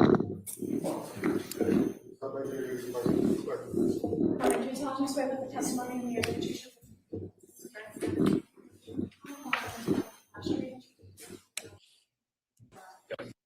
I think it's sir.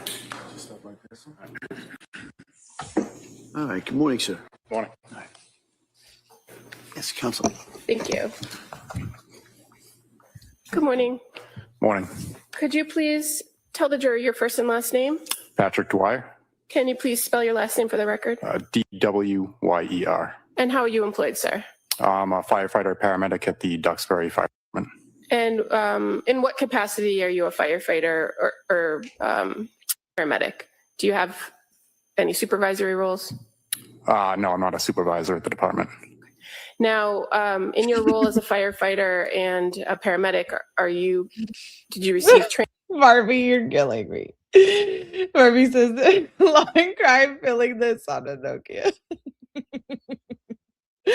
That's heck of funny. I think we're almost done with day 3. So that's funny. I know. They're just trying to show us how good these first responders are. Yeah. I think they're going child by child. Christine said she's trying to force it and it's actually annoying. LOL. Training for those roles? Yes. And how long have you worked for the Duxbury Fire Department? It's in my 8th year right now. I'm going to draw your attention to January 24th of 2023. Do you recall working that day? Yes. Were you on a 24-hour shift? Yes. And so that would be an 8 a.m. to 8 a.m., correct? Correct. At approximately 6 o'clock or just after 6 p.m., were you dispatched to 47 Summer Street? Yes. What was your assignment that day on shift? I was working on the engine out of our Station 2 Where is Station 2 located in the town of Duxbury? on Franklin Street. When the dispatch came into 47 Summer Street, do you know approximately how long it took you to get from Station 2 to the location? A few minutes. Who was working with you at Station 2 that day? Jennifer Stratton. What were each of your designated roles? I believe Jen was driving the engine and I was in the officer's seat. Now, at Station 2 in Duxbury, is it normal for just 2 of you to be on shift at that station at any given time? Yes, correct. And fair to say there are other firefighters and paramedics that are on staff at the central station, correct? Correct. And in this dispatch, you at Station 2 on the engine were dispatched to 47 Summer Street, correct? That's correct. When you received the dispatch, did you have any information that there had been children involved? No, we did not. When you got to the scene, what did you see? When we got there, it was dark out. We started walking towards the house. And the other firefighters were there before us. Then we were directed to go to the basement.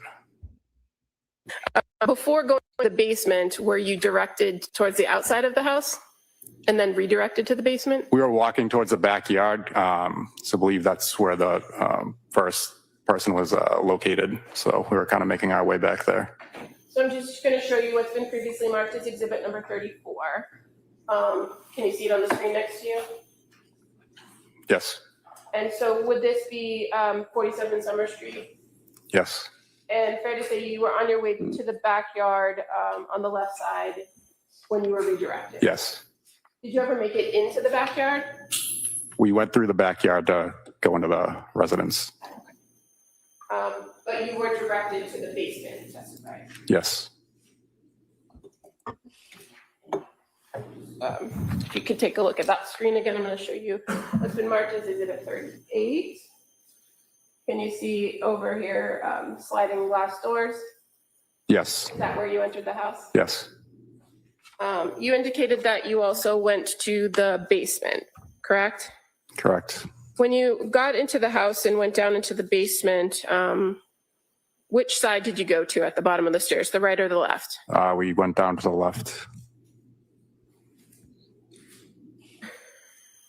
What did you observe when you went down into the basement? We saw 2 children on the ground and the father sitting on the couch next to them. So again, just going to show you what's been previously marked as exhibit 95. Is that fair to be the left side Yes. basement? And exhibit 96. Where did you see the father? He was sitting on a couch or something in the area. Not sure exactly which one. Did you also observe the children on the floor? Yes. How many children? 2. What did you do when you observed the children? We started CPR. They were in cardiac arrest. Okay, and so which child did you work on? The 5-year-old girl Where was she located? on the floor in that room. So as far as looking at exhibit number 96, does that depict the area, general area where you saw the 5-year-old child? Yes. Where did you treat her? Where did you see her? Right in that area. I can't remember exactly where it was. In this photograph of exhibit number 96, do you see a lot of equipment? Yes. And I'm just going to show you exhibit 101 too, with some more equipment. Do you see all that equipment there? Yes. Is that equipment that was used to treat? Honestly, I don't know why I expected more blood, but if it was just strangulation, I guess not. I agree with you, Mama Kenzie. I feel so much for Lindsay because she has to relive all of this, in my opinion. She truly loved her kids. After that Perez Hilton thing, it's affected even more so my opinion in this case, but I want to wait till I see everything. But mental health is real for sure. The 5-year-old child? Yes. I've said it before too. They tried to put me on some meds like a long time ago when I was going through like a really bad mental health dark place. And they did switch my meds and I ended up blacking out too. And I don't remember it. And I don't remember what I did, but it was pretty awful for my family. So I can't help but, be more on that side of things, but I have to see more. Did you learn her name to later be Cora, Clancy? Yes. While you were assisting or working with Cora, what was Jen Stratton doing, your partner? She was with the other child. Do you recall where the other child was in relation to Cora? They're kind of right next to each other.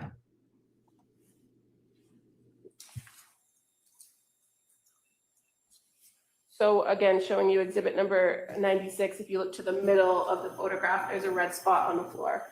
Is that a fair place where Cora was? Yes. And would the other child, the younger struggling. infant, was he closer to the couch or the bed area, or was he in a different location in the basement? Probably more towards this side, I would say, if I could remember. When you say this side, Like- what do you see in the picture to depict where? Wow. Probably closer to the cardiac monitor. Okay, and can you tell us which is the cardiac monitor? Is it here at the bottom? Yes, that piece of equipment right there. And again, in exhibit 101. Can you see the cardiac monitor a little better? Yes, Where is it in this photograph? right there. Do you mind just getting up and pointing to it on the screen? So we're talking about this black bag that is sort of off center of the photograph next to a blue bag. Is that fair? Is that? Sorry, what was the question? I'm just trying to locate it on the picture for the record. So you pointed to a black bag that's kind of off center in this photograph, correct? This is a cardiac monitor. Okay, thank you.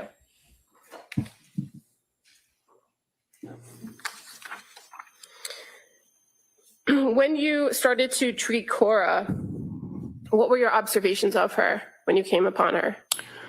I noticed she kind of looked like she had some burst blood vessels around her eyes. Did you make any observations of the color of her skin? It was kind of pale, bluish. When you approach the patient, what's the first thing that you do to assess them?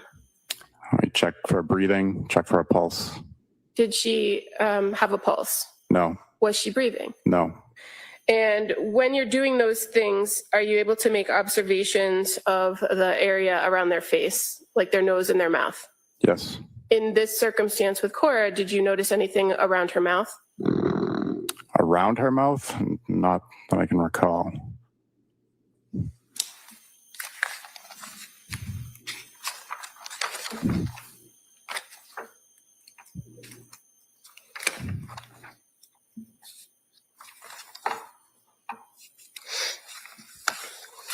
When you're trying to assess her breathing, is there anything you do to try to resuscitate somebody or get them to breathe? Yes, we would use a bag valve mask to help them breathe. Did you do that for Cora? Eventually, when we got the equipment down there, yes. And were you able to use that device and get her to breathe on her own? No. And while you're utilizing that bag valve mask, fair to say you're in close contact and making observations of the patient's face and mouth, correct? Yes. And you indicated that you're not sure if you recalled seeing anything around her mouth. Nothing particularly that I can think of. Okay. If I may approach. Yeah.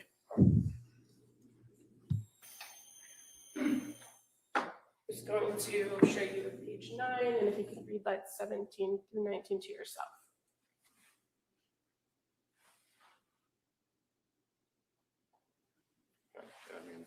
Does that refresh your memory? Yes. What did you observe in or around Cora's mouth? That she did have some blood in her mouth. Did eventually other emergency staff come down and help you with rendering aid on Cora? Yes. And fair to say, one of the things that you do is maintain compressions and CPR. Yes. And can you do that by yourself, or do you often have to have somebody help? Well, we usually have multiple people working. And in this circumstance, with the treatment of Cora, other people came in and helped you with those things? Yes. Were you eventually able to prepare her to leave the basement area? Yes, once we get more first responders down there. And fair to say there was first responders from other departments that came and helped prepare to bring Cora out of the basement, correct? Yes. Do you recall how she left the basement? We took her out of the basement on a backboard up the bulkhead stairs. And the firefighters that were assisting putting her on the backboard, do you remember where they were from, what town? Marshfield. When Cora was placed into an ambulance, do you remember what ambulance she was placed into? Marshfield ambulance. Did you continue to help assist them when she was put in the ambulance? Yes, I went to the hospital with them. And do you remember who the firefighters were that were from Marshfield that were helping you? Yes, Andrew Wilkins, Ryan Henry, and Kerry Carver. And fair to say Andrew and Ryan were in the back of the ambulance with you, correct? Yes. And Kerry was driving. You know, that is odd, Steph. I was going to ask the same thing. Is it normal to have blood in the mouth when strangled? Because when I looked it up, It says no, people who are strangled do not typically bleed out of their mouth. While severe neck pressure causes high blood pressure in the head can rupture tiny capillaries or cause minor cuts, swelling and bloody saliva, or coughing up small amount of blood, it does not cause major arterial bleeding or heavy flow of blood from the mouth. I guess, yeah, it is kind of normal. The person may cough up blood-tinged fluid or foam if the airway or lung tissues are irritated or damaged from the lack of oxygen. I believe she was in the back also. Okay. At some point, somebody hopped in the front seat and drove. Yes. And when you got to the hospital, which hospital did you transport to? Beth Israel, Plymouth. Were efforts continued to be made in that transport from Duxbury to Beth Israel and Plymouth? Yes. While inside of the ambulance, did you try to use one of those cardiac machines to shock or defibrillate Cora? Yes. Was there any result for that? We shocked once, but did not regain pulses. And when you got to the hospital, did you transfer care to the emergency staff at Beth Israel? Yes. And did you do anything further on the care and treatment of Cora? Not once we transferred care, no.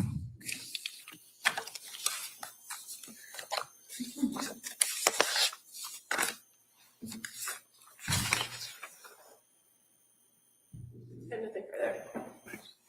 Mr. Reddington? No questions. Thank you, sir. All right, thank you, sir. You may step down. Thank you. Thanks.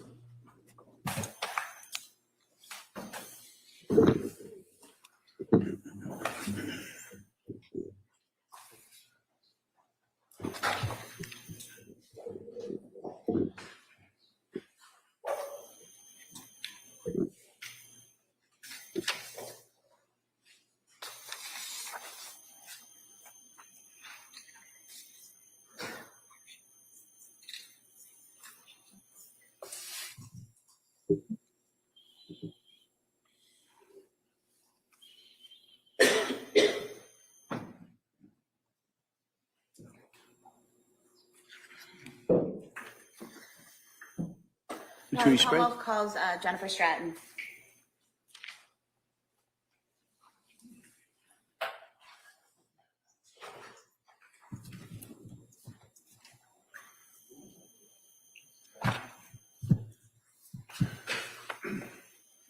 Same objection, Your Honor.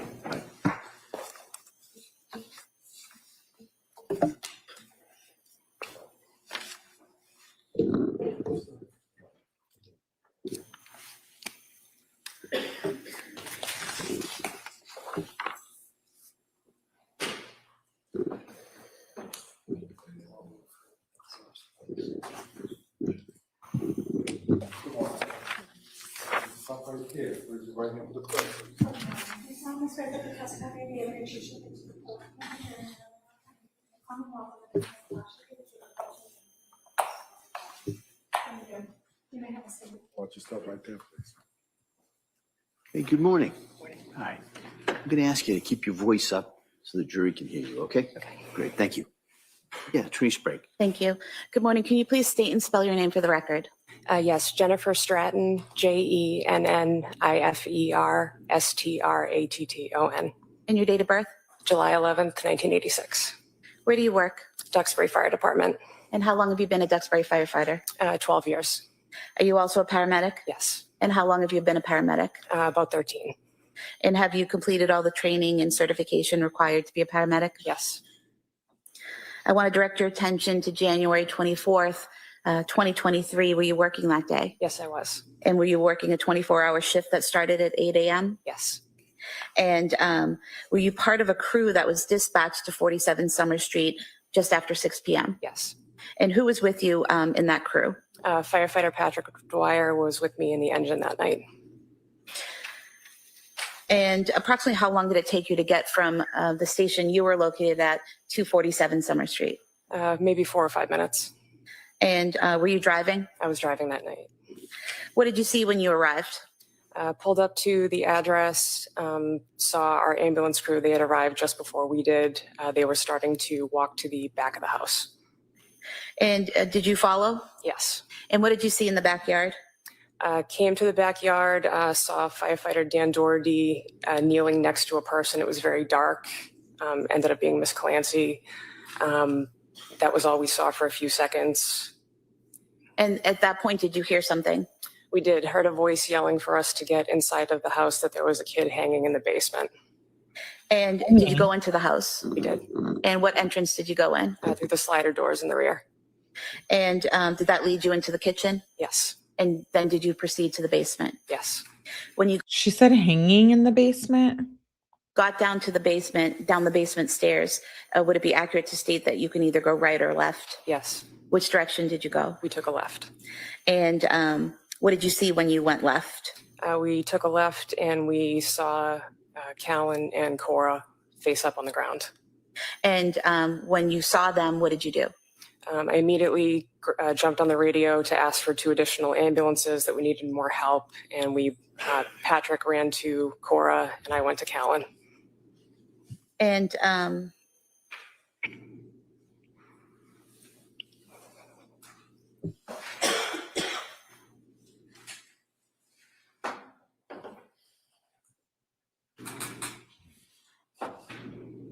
showing you what's been marked as Exhibit 100. Is this the room that you entered? Yes. And where was Cora, to your memory? Cora was just to the left in this picture, and Callan was just to the right. And when you say just to the left, are you putting over towards the equipment against the wall in the picture? Yes.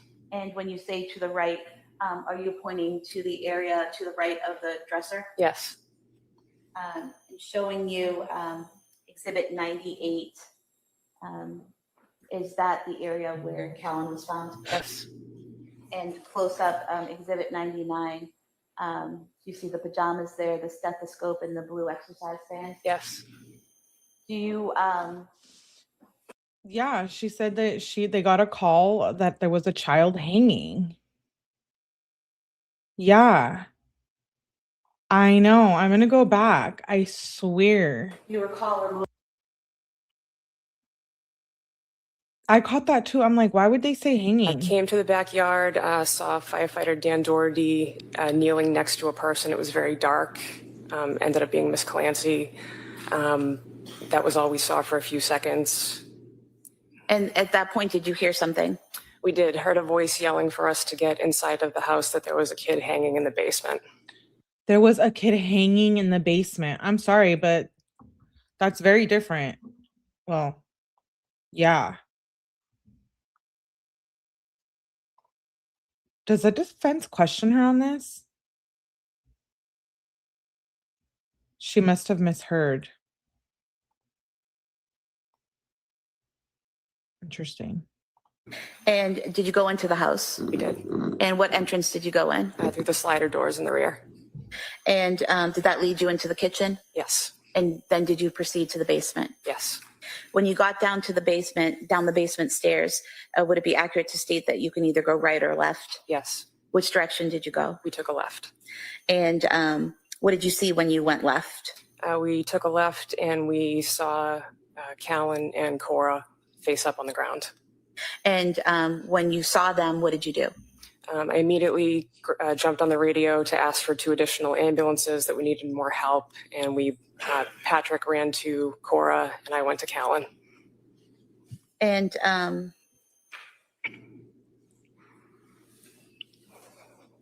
Yeah, we do need to see that clarified. That's right. How would she even get hanging, honestly? Or maybe one of them accidentally yelled hanging instead of strangled. Interesting. Wow.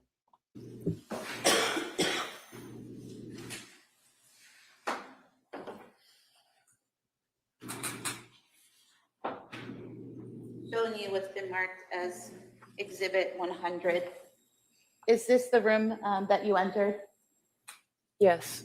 And where was Cora, to your memory? Cora was just to the left in this picture, and Callan was just to the right. And when you say just to the left, are you putting over towards the equipment against the wall in the picture? Yes. And when you say to the right, are you pointing to the area to the right of the dresser? Yes. Showing you Exhibit 98. Is that the area where Callan was found? Yes. And close up, Exhibit 99. You see the pajamas there, the stethoscope, and the blue exercise band. Yes. Do you recall Oh, removing man. Callan's pajamas to treat him? I did. Yes.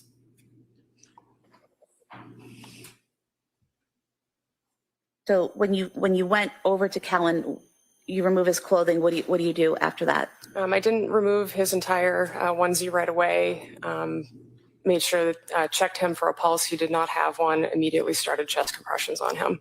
Now, for this is an 8-month-old baby, Yes. correct? Is the way you do chest compressions for a baby different than other? Oh, I'm sorry. StreamYard just made me delete or do something. It's slow. Sorry, Jed. That was an accident. That's what I was thinking because nothing would have sounded that way. I'm thinking about the verbiage Melly read from 911 call, said we couldn't hear it and nothing sounded like hanging. Yeah. Other people, other ages? Yes, because of the size, you have to scoop your arms around and you compress with your thumbs in the side. I'll allow it. So you said you have to put your hands underneath on the back of the child and then use your thumbs to do compressions? Yes. And is that what you did for Callan? Yes. And what did you do next? Continued CPR on him until more help and hands started to arrive on scene. We had an off-duty firefighter, Tom Brandt, come in and he started to assist me. He took over compressions briefly while more help started to arrive. When Brandt took over chest compressions, what did you do? At that point, someone had brought down a bag valve mask to help us deliver oxygen to the child, and we started delivering oxygen to the child. And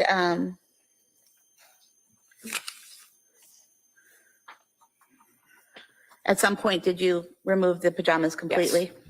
Yes. And when you removed the pajamas completely, was that so someone could attempt to get IO access through the baby's legs?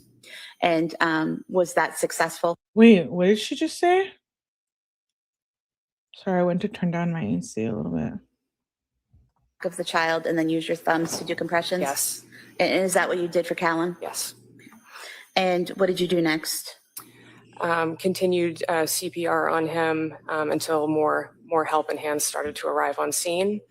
We had an off-duty firefighter, Tom Brandt, come in and he started to assist me. He took over compressions briefly while more help started to arrive. When Brandt took over chest compressions, what did you do?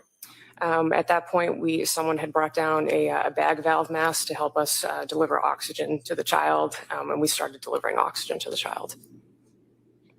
And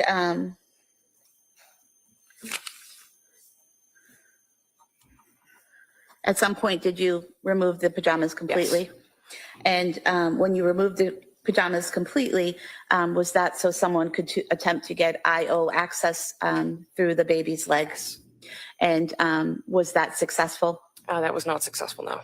Is that difficult to do with a child that age? It's a little more difficult. It's a less frequent practice skill, but. Were multiple attempts made to get the IV and access into the bone in Callan's leg? I attempted once and another provider attempted a second time. I don't remember who that was. And neither attempt was successful? What did you do next? Ma'am. What was your answer? We need you to speak it, please. I'm sorry. Was either attempt successful? No. Thank you. What did you do next? Eventually, Kingston Fire arrived on scene to provide the ambulance for transport for Callan. I don't know how long we were in the basement for, but we did make the decision eventually it was time to get moving to the truck and start going to the hospital. While you were working on Callan, did you notice any injuries on him? Yes, he had deep strangulation marks around the entire circumference of his neck. And throughout the entire time that you're in the basement, are chest compressions being done, and you're trying to assist him with breathing? Yes. Did he, in the home, ever regain a pulse or the ability to breathe? No, he did not. Was he eventually taken to the ambulance? Yes. And how was he removed from the basement and brought to the ambulance? I scooped him up in my arms and carried him outside to the truck. And did you go with him in that transport to the hospital? Yes. And at any point in time, did he regain the ability to breathe or heartbeat during that transport? No, he did not. Was care transferred to medical staff at Beth Israel Deaconess Plymouth? Yes, they were. Nothing further, thank you. Mr. That's Rankin, rough. you may step down. Thank you.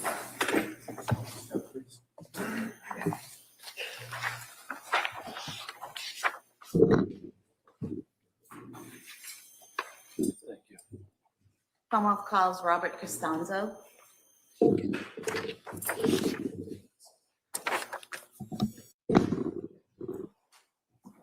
We approach the sidebar, please. Sure, yeah. Sidebar.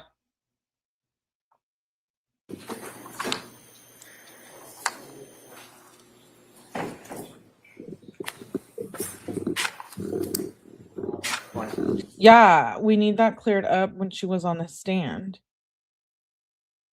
She said you have to do that with smaller children. Yeah, I was thinking that, Mama Kenzie. Maybe he yelled laying in the basement.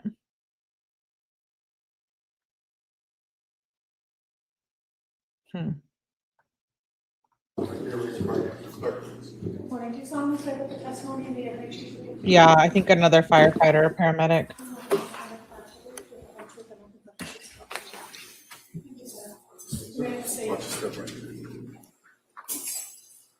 All right, good morning, sir. Morning. If I may? Yes, please. Thank you. Good morning. Can you please state and spell your name for the record? It's Robert Costanzo, Costanzo, And your date of birth, please. 4/24/1985. Where do you work? Pembroke Fire Department. And how long have you been a Pembroke firefighter? I've been there since 2011. And are you also a paramedic? I am. How long have you been a paramedic?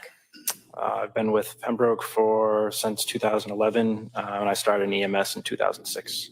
And have you done all the training and certification required to be a paramedic? Yes. I want to direct your attention to January 24th, 2023. Were you working that day? Yes, I was. And were you working an overtime shift that day? Yes. What was your role on that shift? I was assigned to the ambulance.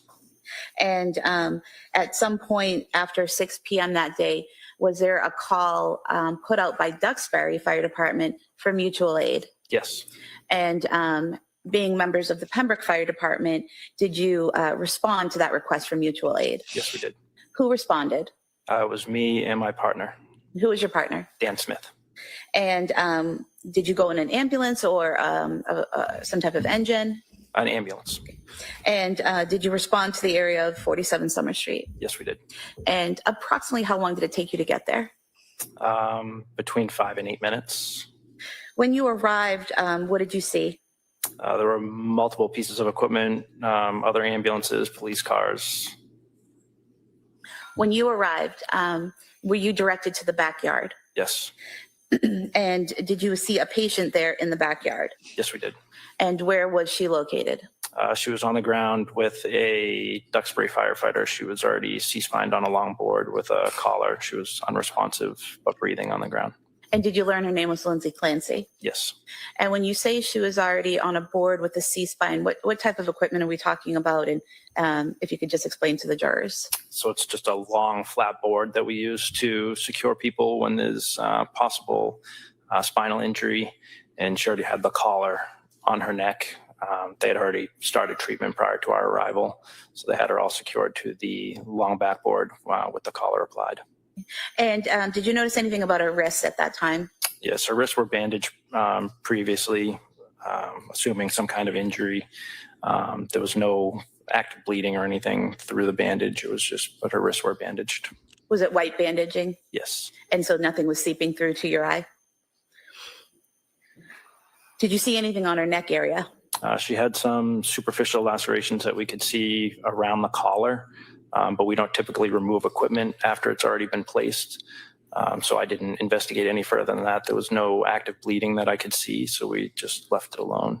So there was, even with the collar, there was nothing, no blood flowing out of the collar or pooling around her or anything like that? Correct. So it must have not been that deep, because if she would have cut an artery, that would have been, she would have been like bleeding out, right? Yeah, I know. You guys are cracking me up. Was she breathing? She was. Was she responsive? No. Was she making any noise at all? She was moaning and groaning, but no words, no verbal response. Did you bring her to your ambulance? Yes, we did. And when you got to the ambulance, what was your role? I was the tech in charge, so we did as much of an assessment as we could without removing her from the board to look for any further injuries. Other than the injuries that the Duxbury Fire Department had already found, we didn't find any further injuries. And then we continued with treatment, vital signs and such. When you did the assessment, did you look at her head? Yes. Were there any cuts or bumps or dents that you noticed in her head? Not that we noticed, no. What about her arms, other than the bandaging on her wrists? Were there any cuts, obvious broken bones or injuries to her arms or her hands? No obvious broken bones or anything, no. And you said you were the tech. What does that mean? I was the medic that was in charge. It's one or the other. You're either assisting the medic that's in charge or you're the medic in charge. Okay. So I was the medic in charge. And was anyone else in the back of the ambulance with you treating Ms. Clancy? Yes, my partner, Dan Smith. Who was driving the ambulance, if you recall? It was our deputy chief, Jim Shea. And do you recall which hospital you went to? South Shore Hospital. While you're, Lindsay really looks like she's struggling through this trial. My heart. let me ask you, how long approximately did it take you to get from 47 Summer Street in Duxbury to South Shore Hospital? It's typically about, from Pembroke, it would be about 15 minutes, so it would be a little bit longer than that. I'm not sure the exact time, so probably maybe 18 minutes. Okay. And while you're in that transport, in the back of the ambulance, after you've done this examination of Lindsay Clancy to see if there are any other injuries, what do you do next? So we would start treatment. So we started putting 2 IVs as a precaution, and any other treatment that was needed. So we noticed that her pupils were constricted, and she was unresponsive. So we treated for a potential opioid overdose. We gave 2 milligrams of Narcan, and she seemed to become a little bit more agitated, trying to grab, reaching out with her arms, but no verbal communication. She never fully woke up. And Oh, wow. have you given Narcan to individuals in the past in your role as a paramedic? Yes, I have. What is the typical reaction when you give a patient Narcan? It depends on the drug that they took or the amount of drugs that they took, but depending on what they take, their respirations will go up, their pupils will get a little bigger. Sometimes they fully wake up. We know who they are. Wait. Yeah, why Narcan?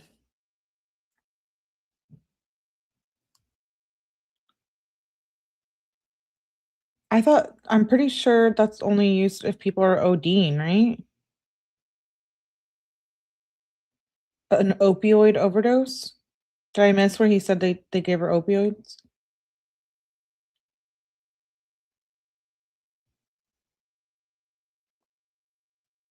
Yeah, I don't know if she took opiates.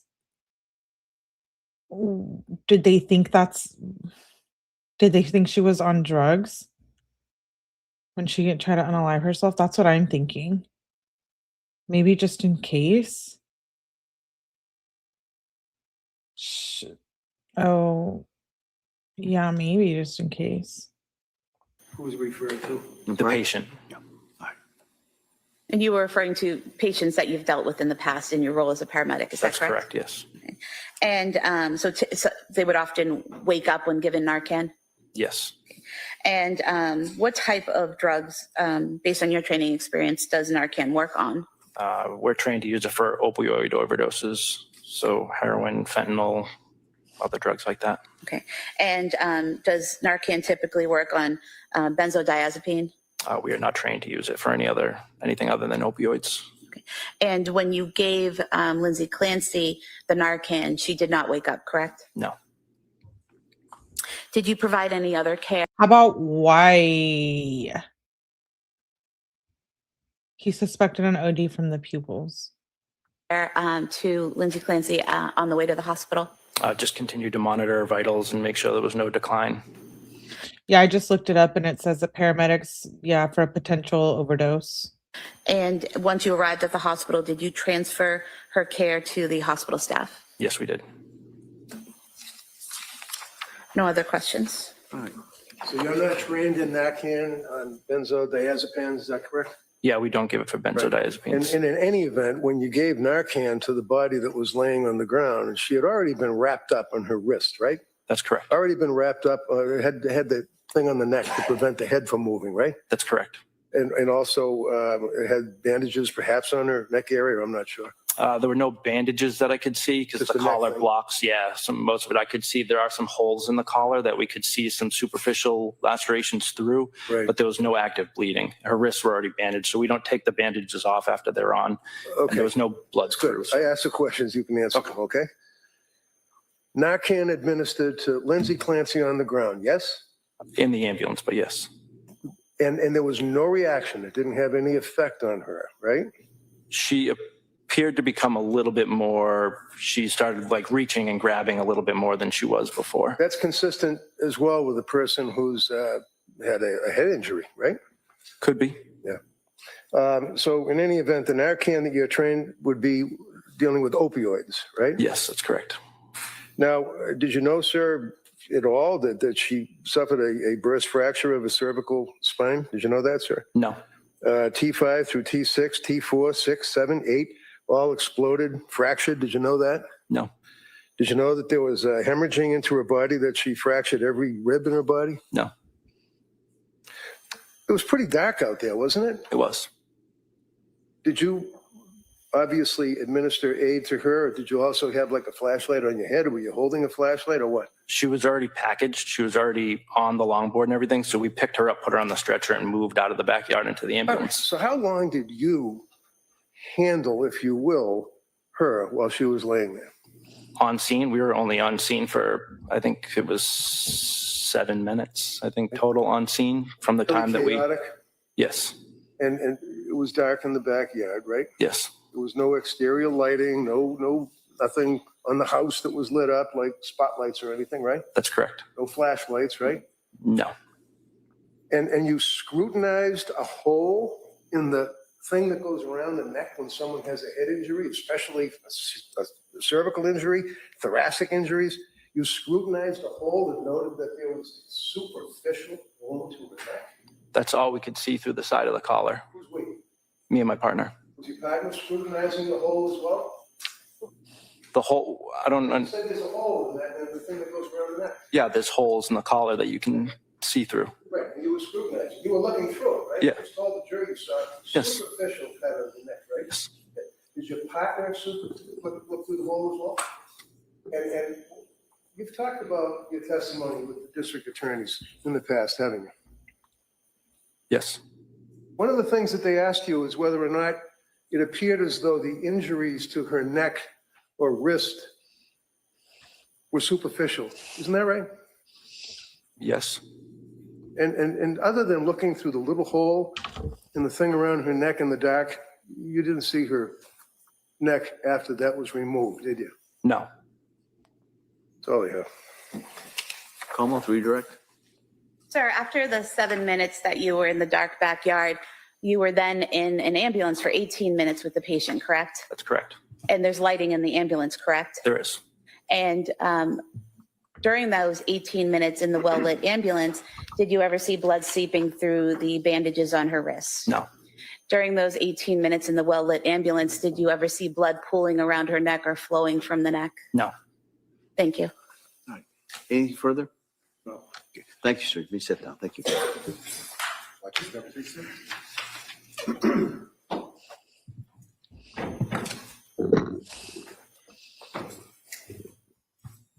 Commonwealth calls Daniel Doherty. Same objection. You testify. I think this is our last witness for this day. These are her parents, right? If I'm not mistaken. I can't remember.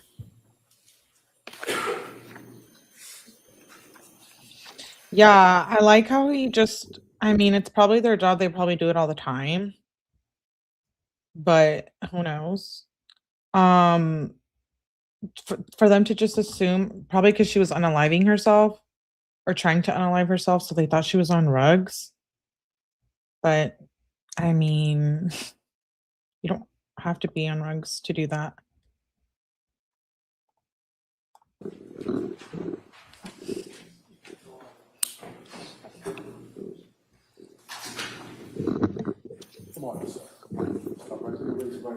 Good morning. Do you solemnly swear that the testimony and the evidence you shall give to the court and the chairman of the Revenue Committee between the Commonwealth and the defendant shall be the truth, the whole truth, and nothing but the truth? Thank you. You may have a seat, sir. Watch yourself, please.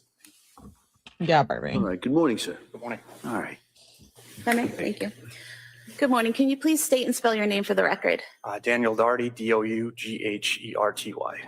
And your date of birth? 8/27/1986. Where do you work? Duxbury Fire Department. How long have you been with the Duxbury Fire Department? 5.5 years, full time.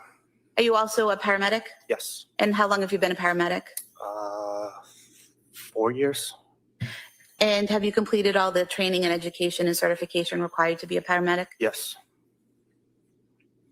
I want to direct your attention to January 24th, 2023. Were you working that day? I was. And were you working a 24-hour shift? Yes.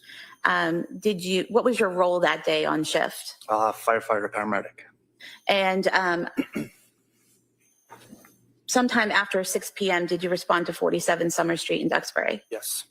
And when you responded, who was with you? Firefighter Heath was driving and firefighter Nudd was in the back. And so you're in ambulance 1 at that time? Mhm. Said yes? Yes. And when you arrive at 47 Summer Street, what do you see? There was 2 police cruisers either blocking the driveway or near it. So we pulled ahead of it, stopped the truck and got out. And did you head to get equipment and head to the backyard? Yes. And what did you see in the backyard? We had Officer Hall kind of directing us towards the side of to the side gate. And from there, we went around to the back of the house. And did you see a female on the ground? We did. And did you learn that was Lindsay Clancy? Yes. Do you recall what she was wearing? I believe it was jeans and a tank top. Did she also have socks on? I believe so. And did you examine her or assess her once you reached her? Yes. And what, if any, injuries did you observe? She had lacerations to both wrists as well as her neck. And were those lacerations actively bleeding? No. Can you describe the lacerations that you saw on her neck? There was dried blood, seemed to be somewhat superficial since there was no active bleed. And what about the cuts on her wrists? Same. And Superficial. would you say same? Are you saying that there was no active bleeding there? Correct. Okay. And what, if anything, did you do to treat those wounds? We bandaged them up. I believe we placed a ABD pad, just a sterile pad on her neck as well. You said an APD or a sterile pad. Is that just a type of like gauze or Yes. something that you put on the wound? Yes. Okay. And so you did that, and then you bandaged the wrists, or vice versa? It was the wrist first, I believe. But we did secure the airway first before bandaging her wrist. Okay. So when you first arrived, is she breathing on her own? She was. Was she responsive? And somewhat. What does that mean? Not totally responsive. Pretty much to painful stimuli. And what is painful stimuli? As we were moving her, she somewhat regained consciousness on us. And painful stimuli, is that when someone reacts physically or verbally to pain. Yes. And so you said that you assess her when you first get there. You said you did the airway first. Is that right? Yes. And how did you go about doing that? We placed an OPA device to secure her tongue down just to protect her airway. What's an OPA device? It's a plastic device that depresses the tongue just to keep the airway open. Okay, so it's not the tube that goes down. No. It's just something that holds the tongue down. That's correct. Okay. And after you did that, what was the next step? We placed a non-rebreather air mask on her and set the oxygen. So is that just a mask that goes on the face providing oxygen? Yes. And then what did you do next? From there, that's when we heard the scream. And so did you bandage the neck and the wrist before the breathing, securing the breathing, or after? That was after. Okay, so just to be clear, first is securing the tongue down, putting the oxygen mask on, and then you did the bandaging? That came later, yes. Later, okay. So was the bandaging before or after you heard the screams? That was after. Okay. So when you hear the screaming, what, if anything, do you do? I looked at Captain Hussey and Firefighter Heath, and we kind of all looked at each other, trying to figure out what was going on. Okay. And did any of you leave the area after hearing the screaming? Captain Hussey did. Firefighter Heath went to go get a backboard for the patient. Okay. And did you stay with Lindsay Clancy? I did. Okay. And then is it at that point that you do the bandaging, or after you get the backboard? Kevin was gone for a while, so that's when I started bandaging up her wrists. Okay. And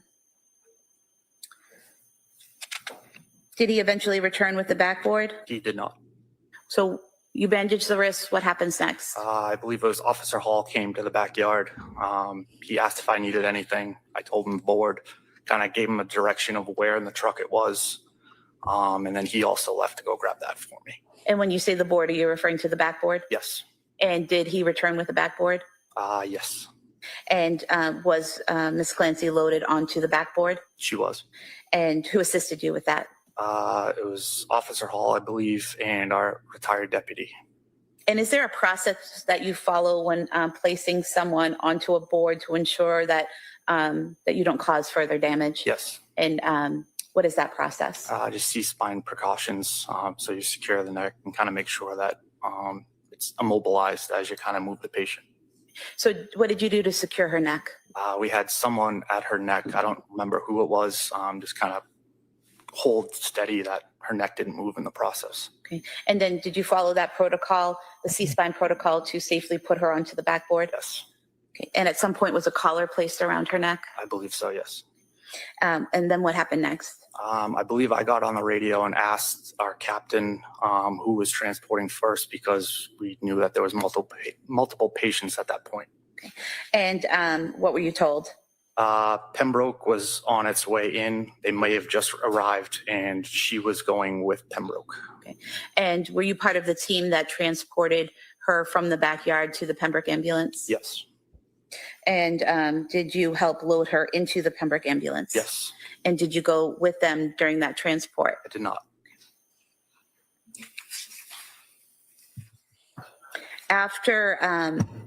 After Ms. Clancy was loaded into the ambulance, did it leave? Yes. What did you do next? I went to our ambulance that was in the driveway at that point. Okay. And was Dawson Clancy in that ambulance? He was. And did you ride in the ambulance to the hospital with Dawson Clancy? I did. What was your role in that ambulance? I was operating the bag valve mask for him. Okay. So you're trying to provide oxygen to him through the bag valve mask? Okay. And was his care then transferred to Beth Israel Deaconess Plymouth medical staff? Yes. And nothing further? Rayton. Tell me again, are you an EMT, a paramedic, or? Paramedic. Paramedic? Mm-hmm. And how long do you study for that? 2 years plus. Would that be full-time studying, or are you working at the same time? I was working at the same time. Do you know on that evening what the temperature was outside? It was cold. Wicked cold, wasn't it? Mid-30s. It was lower than that, wasn't it? I couldn't. I was a couple. It was really cold. Yeah. And how long was she laying in the snow and on the ground? We got the call at 6-ish or whatever time it Okay. was. We And the call responded. came because her husband came home from picking up food and found her on the ground, right? Correct. So you don't know how long she was laying in the snow on the ground, right? No. In the cold? Correct. And what's hemostasis? Do you know? What's that? What's hemostasis? What does that mean? Just the coagulation. And you know what the effect of hypothermia? Let me ask you, what's hypothermia? It's just the body under temperature of the body. Under temperature of the body? Or your body is not at temperature that it should be. Right, because of This is interesting. Wicked cold. Yeah, they zoomed in on her wheelchair. What the hell, Law and Crime? the environment, right? Cold, right? Yes. Sometimes it can be medically induced, right? Mhm. Hypothermia affects the blood flow, doesn't it? Yes. In fact, you actually have a thing called therapeutic hypothermia, right? Mhm. Like if they have to restrict the blood flow to either a heart or a brain or something, that a person can be induced medically to be cold, Yes. and it would restrict blood flow, right? Mhm.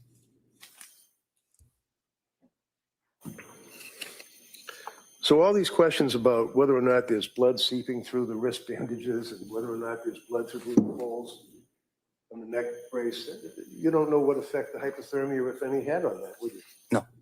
Thank you, sir. That's all I have. Redirect. Sir, So he was doing that to prove that she was maybe going through hypothermia? Under temperature of the body. Is that what that was about?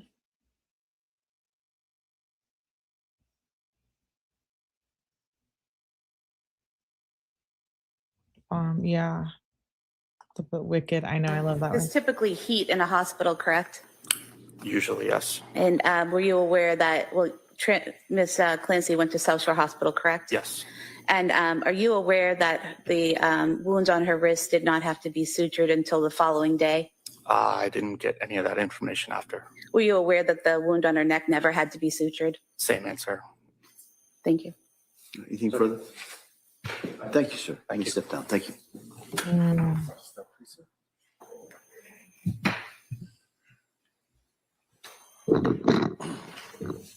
Commonwealth calls Vincent Cahill.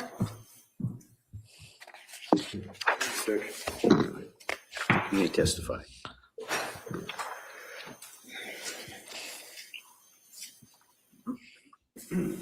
Another paramedic? This must be the last one because it says it's almost over. Should we watch day 4?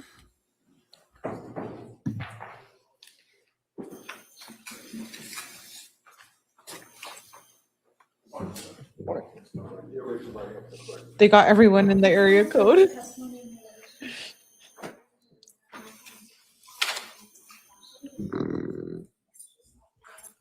Thank you, sir. You may have a seat. All right, good morning, sir. Morning, all right. Sure.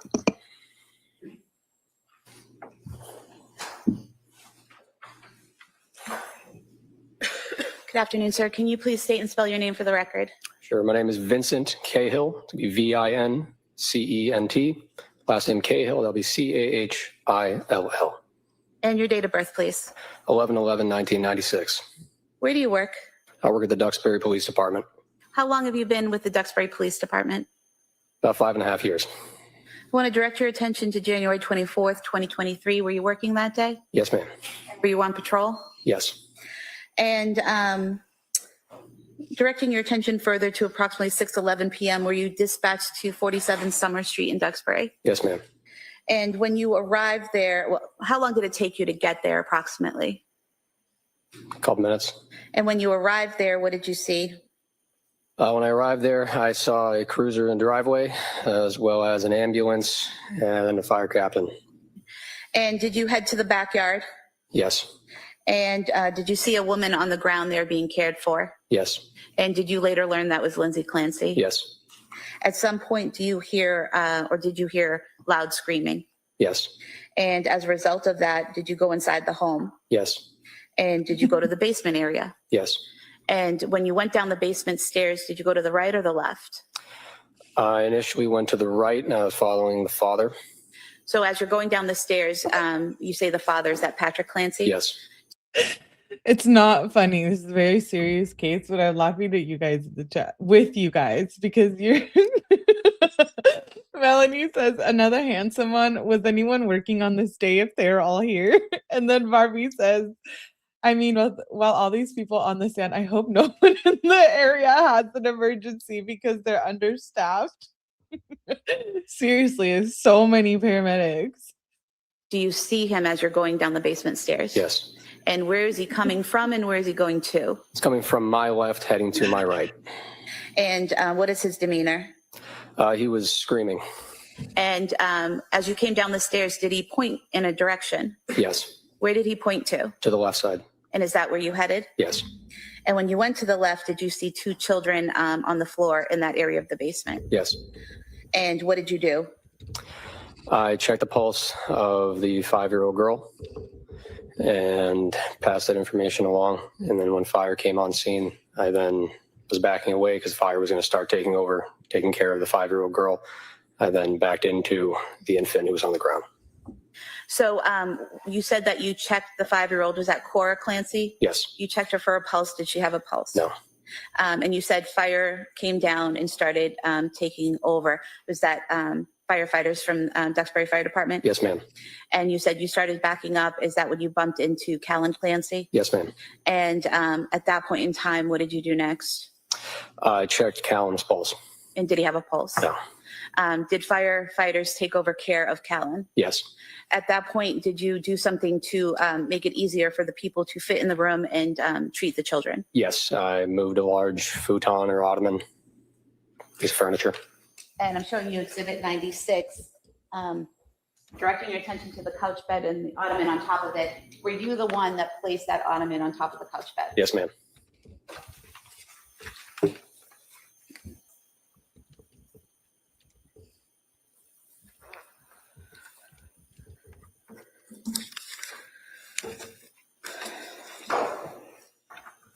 After that, were you asked to help get some equipment for the children? Yes. And did you do that? Yes. And did you bring the equipment to the basement? Yes. And after that, did you assist with getting Cora to the ambulance? I assisted with rescue breaths with Cora as well as CPR.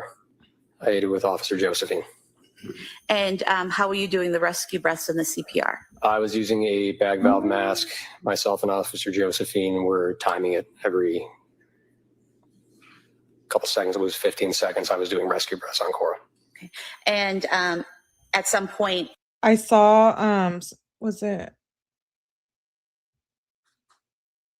Okay, Melanie, sounds good. Melanie said maybe he gave Narcan for heart attacks. I don't think Narcan works for heart attacks. Just opioid overdoses reverses them. she's taken out of the basement into an ambulance, correct? Yes. Did you assist with that? I don't recall. And at any point, did she regain a pulse or ability to breathe while you were helping to assist her? At some point in time, were you given the task of monitoring who came into the scene and who left the scene? Yes. Throughout the night? Yes. And showing you what's entitled crime scene entry and exit log. Is this the form that you were in charge of just documenting every time someone came to the scene or left the scene? Yes, ma'am. If I can have this marked as the next exhibit, please. Any objection? No. That may be admitted. No, Lindsay did have a heart attack, but she didn't have one, I think, until she was in the hospital. Yeah. That's why I thought, oh yeah, maybe the Narcan, but I had to look it up. I knew it was only for opioids because I used to work for Big Pharma, but yeah, it doesn't work for heart attacks. I have nothing further. Thank you. Counsel? No. All right, thank you, sir. Thank you, Your Honor. Thank you. Your Honor, if we may approach side by. Sure. Okay, day 3 is basically at its end All right now. Members of the jury, talking to counsel, there's a couple of issues that we have to kind of hammer out and get done. And rather than have you wait around. I'm not quite sure how long that's going to.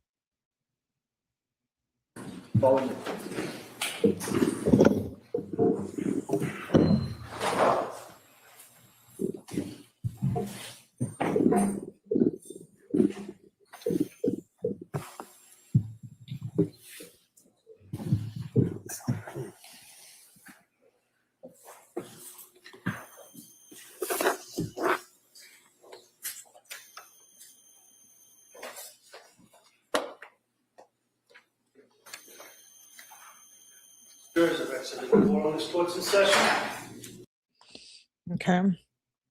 Let's actually do day 4. I want to be caught up by Monday. Day 4 is a little less than an hour. I don't know what's up with these short ass days. Are we gonna get the whole hospital staff next? Yeah, literally. Probably. Okay, let's get to day 4. It's a little bit less than an hour, so thanks for being here, guys. I know it's late, but All right, jurisdiction.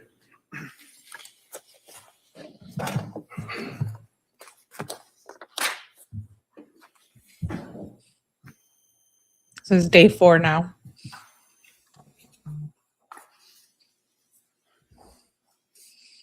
It's weird. It says it starts and then The viewers give you this. All right, so we'll take 6 and we'll all go down. We'll look at different areas. The attorneys will point out certain things they may want you to take note of. But oh, this is the day they did the house tour. search not to kind of open up drawers or open up doors or anything like that. So the attorneys will give you an opportunity. We'll give you an opportunity to just kind of look around and view that. And so after that, you're not to return to the scene. In other words, after you do this, you're not to go back if you have these unanswered questions or anything like that. You're not to go back. This is your chance to see these areas in this residence. All right. Like I said, you can consider what you're about to see as part of the evidence in the case. Now, during the trip to and back from these places, you're not to discuss the case or anything about it amongst yourselves or with anyone. When you're coming back, you're not to discuss on the bus, hey, we saw that, or did you see this, things like that. That's, as they say, that's verboten. All right, you can't talk about that on the way to and from. And so, as I indicated, you're going to be under the supervision of the court officers. I'm going to fast forward a little bit. Determination of the issues. And Oh.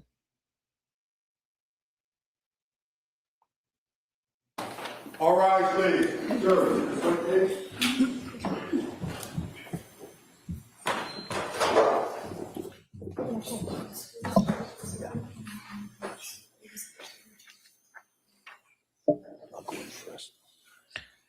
No bow today.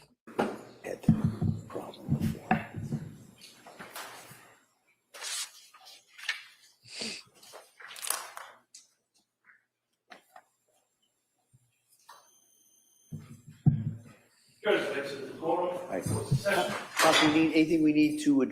Okay, so yeah, they go on their tour. It's basically the entirety of the day. Starts all the way back here. jurors. All right, thank you, Madam Clerk. Members of the jury, we're now going to return, as I told you before, to the. Yeah, I have questions. Why did they tear down the Idaho house so fast? And then this one is still open 3 years later? Is it empty? I would assume, yeah. Commonwealth's case, and I'll ask the Commonwealth to call their next witness. The Commonwealth would call Mark Anthony Maffio to the stand.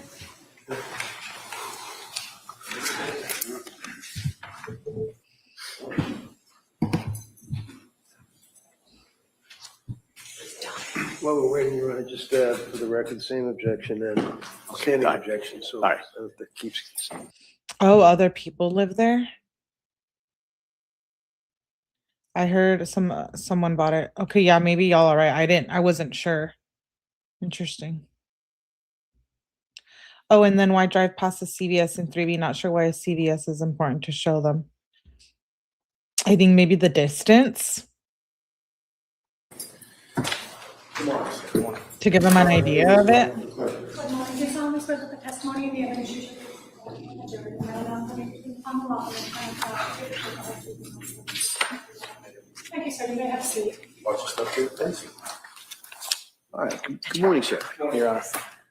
All right, Attorney Buckingham, please. Thank you.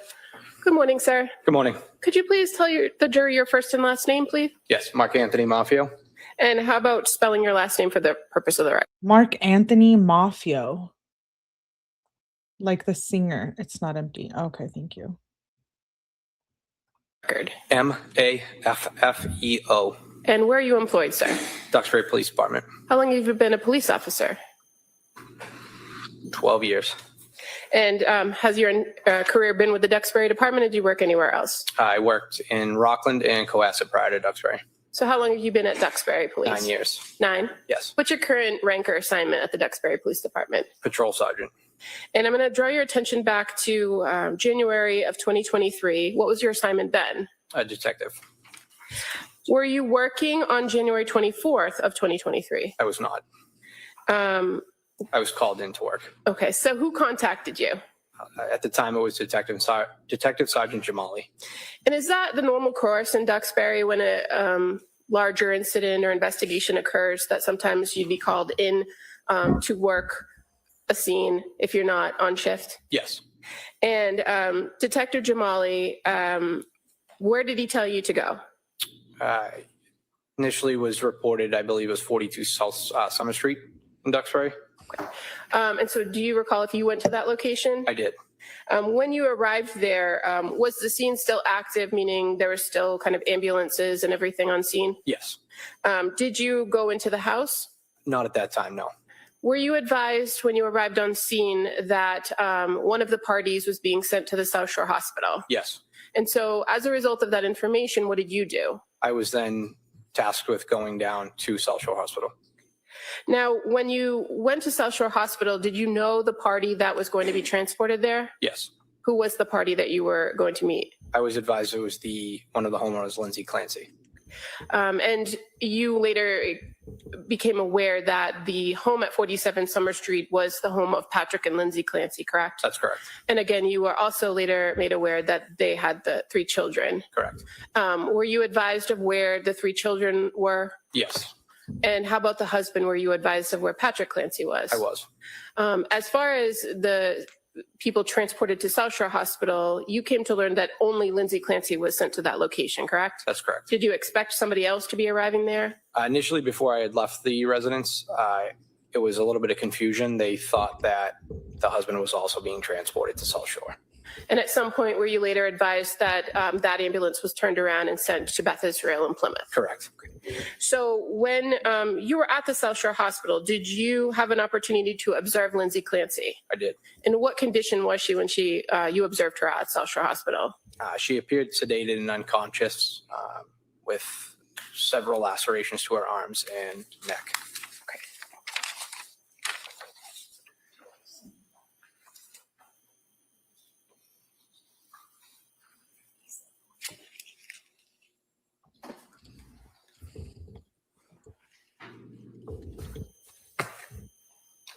I have no objection to the photographs. Thank you. May I approach the witness? You may. I'm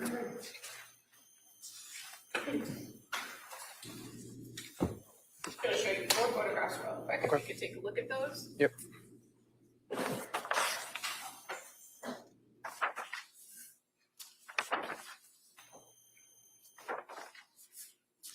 Do you recognize the individual in these photographs? I do. And were you present when these photographs were taken? I don't recall. Okay. As far as the condition that the person in these photographs was in, do you recall this to be a fair and accurate representation of what she looked like? Yes. I would ask to move these as the next 4. All right, those may be admitted.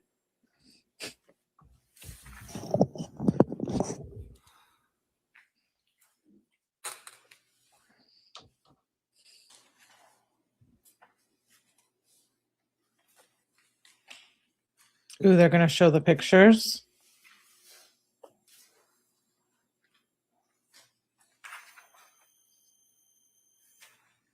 It's 110 through 113. Sir, if I could just draw your attention to the screen beside you, showing you now what's been marked as Exhibit 110, and who is the individual depicted in this photograph? That looks not superficial to me, but what do I know? Wow. Lindsay Clancy. I'm not And feeling those are the injuries that you observed that day of her on her neck? what? Correct. And showing you on the screen what's been marked as Exhibit number 111. Again, is that Lindsay Clancy? Yes. And the injuries that you observed on January 24th on her neck? Correct. Holy shit. And 112, Exhibit 112, in the middle of this photograph with an arm extended, there are some cuts in a cut in the middle. Did you observe those on January 24th as well? I did. And finally, Exhibit 113. Oh my That would be the gosh. other arm. Did you observe those Wow. cuts to that arm? Yes.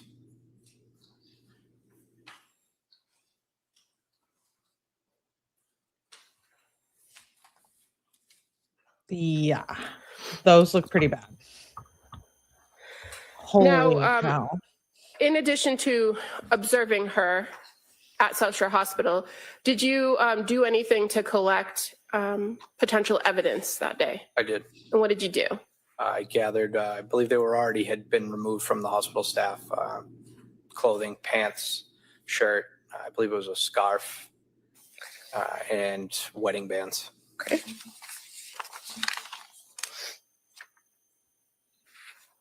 May I approach again? You may. I'm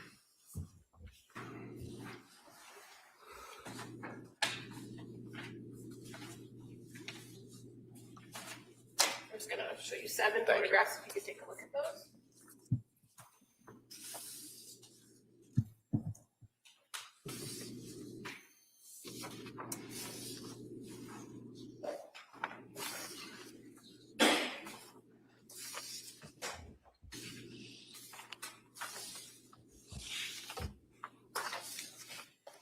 Those Are look these bad. 7 photographs familiar to you? Are the items depicted in these photographs familiar? Yes. I'd move to admit these as the next exhibit, please. Any objection? I have no objection to any of the photographs. They may be admitted.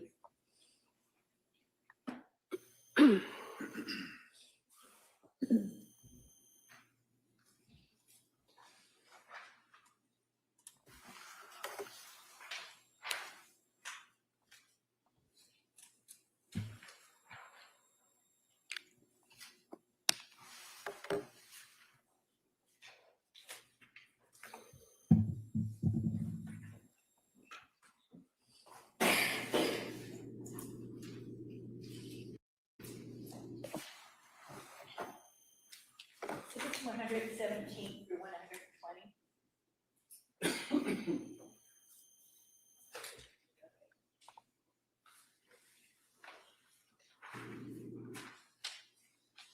It should be 114, 7. Thank you.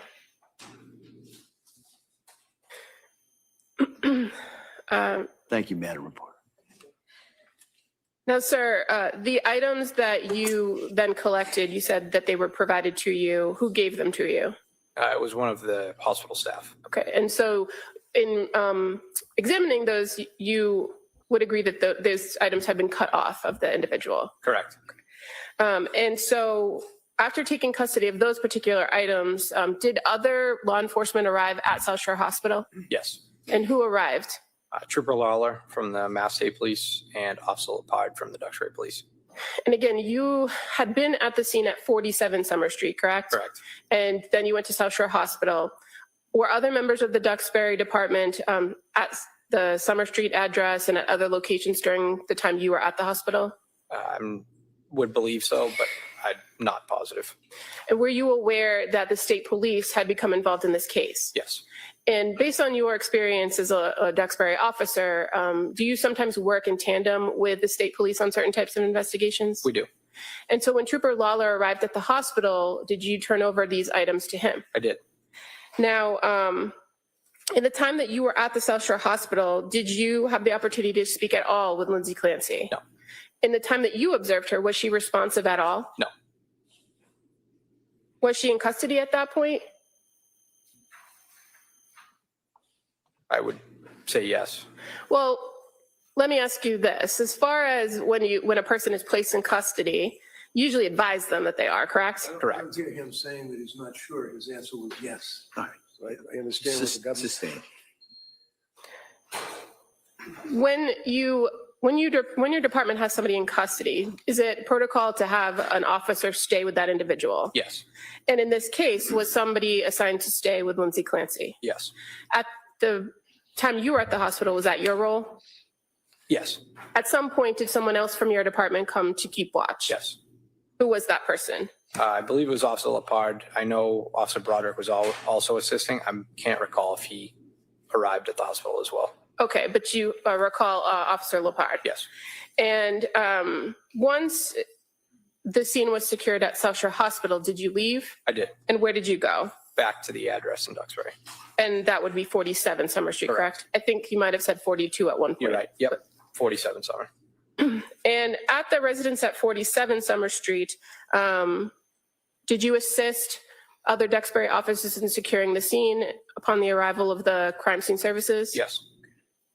Were you present when the Massachusetts State Police Detectives Unit executed a search warrant at 47 Summer Street? I was. And was that kind of later that night into the early morning hours of the 25th? Yes. I have no further questions. All right. Thank you. Counsel?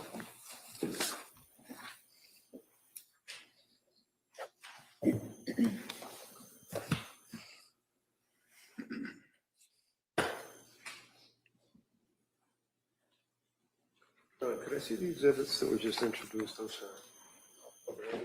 Yeah.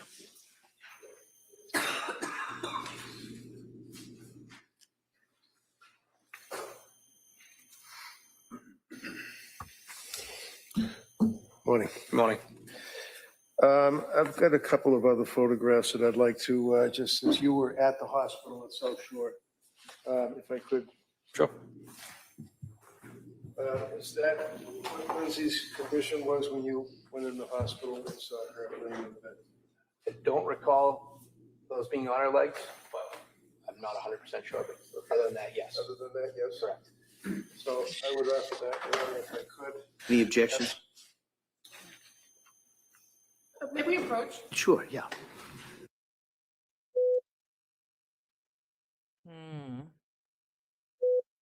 She had a problem with that picture.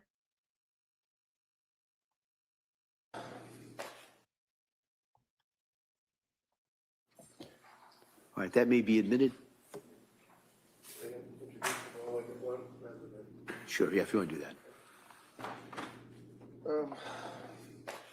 You at some point had a chance to take a look at her face, I imagine, sir. Correct. Is that fair and accurate depiction? Yes.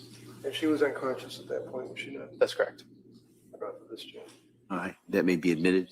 And this, you said that there was some cuts on her wrist. That's a fair and accurate depiction. Correct. Oh, And cuts on the neck as well. Correct. And the other side, from the front. Yes. Okay. oh my gosh. All right, those photos may be admitted.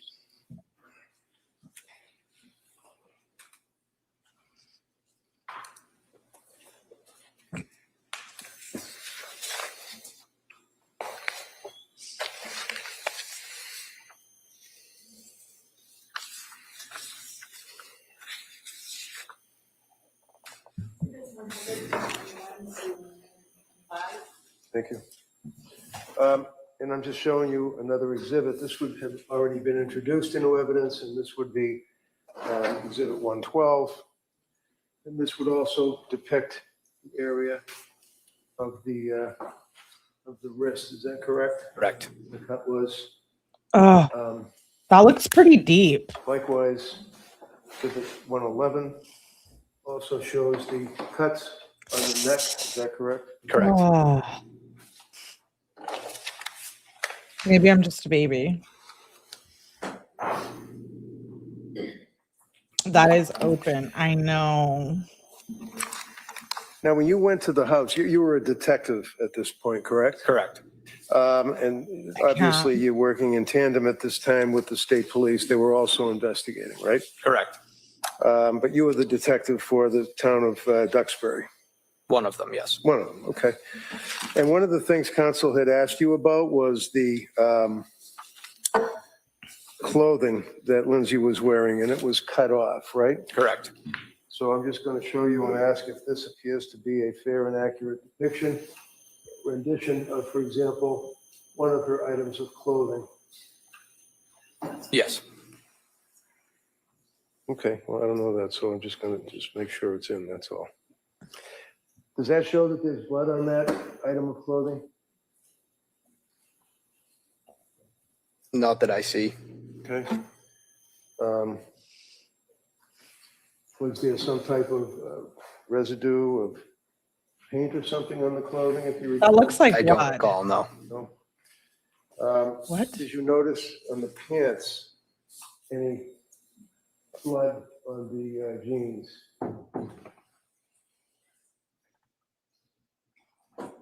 Well, if you recall. I don't recall, no. How about the, I guess it would be the top that was worn? You notice any blood on that? No. Was there a bra that was cut off, if you recall? Yes, there was. And the blood seeped through the clothing into the bra itself? Is that correct? Correct. And that would be obviously from outside the clothing and then into the bra that was being worn, right? Correct. That would offer these, Judge? Any objection? They're already in evidence. They've been marked, so I don't see this necessary to mark them again. They're the same photographs. Well, I'll trust the representation there in evidence. I don't want All to right. quote the court. So if they're already in evidence, then that's good I enough for just me. admitted them through Sergeant Murphy. But the bottom line is that you do agree that there was certainly blood on the interior and exterior clothing that she was wearing, right? That's correct.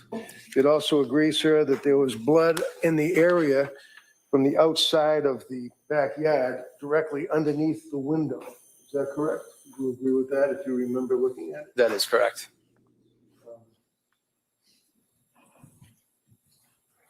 This way.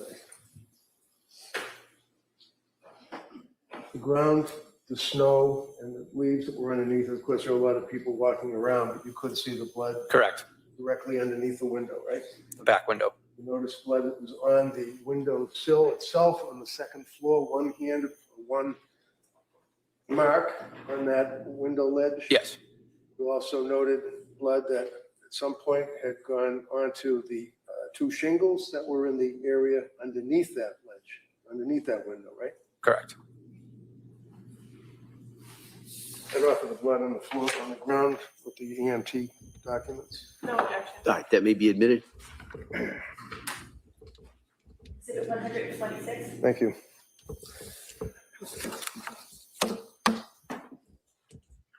Now, the state police went and got a search warrant, right? Correct.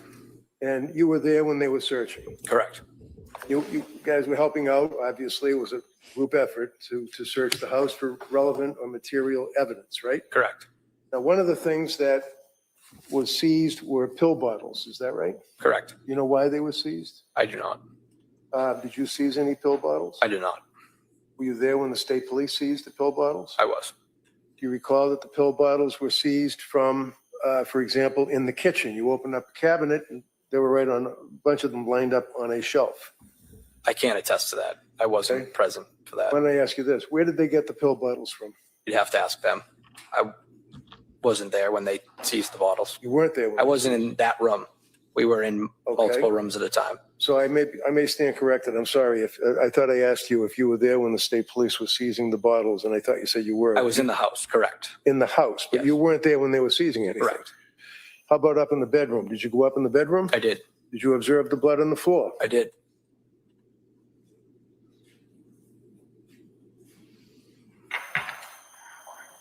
You observed when you went in the bedroom, it was very cold, right? Yes, Obviously, because the window was open, right? correct.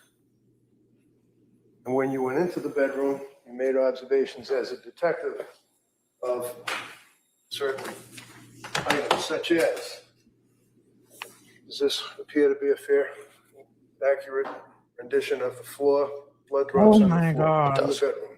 Yes. Is this a indication of the bed itself, the right side of the bed, additional blood that was located on the floor next to the boots? Yes.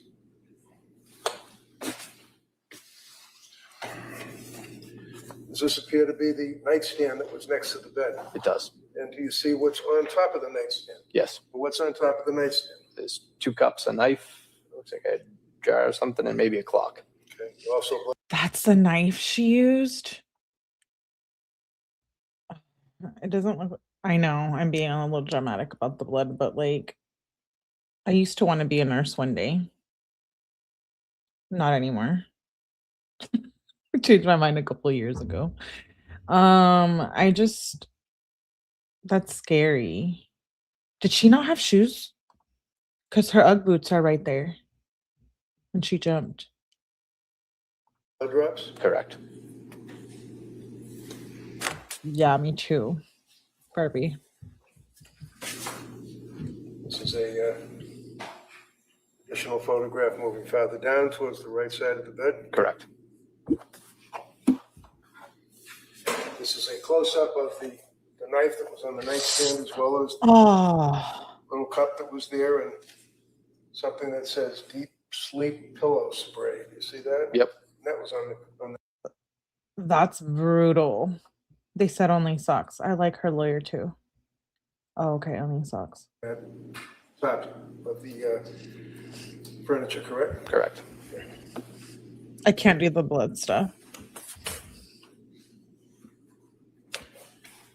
And this again is an area depicting various items of clothing. It looks like a little headband, a wire, perhaps to charge a phone, and blood on the floor. Correct.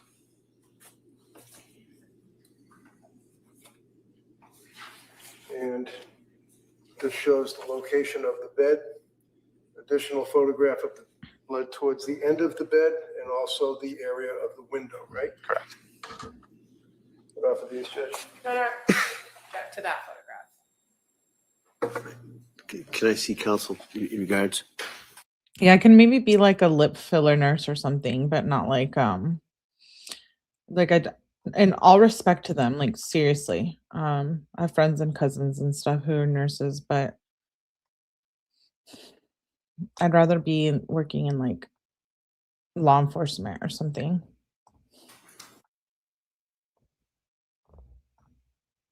Or like doing lip filler injections or something like that.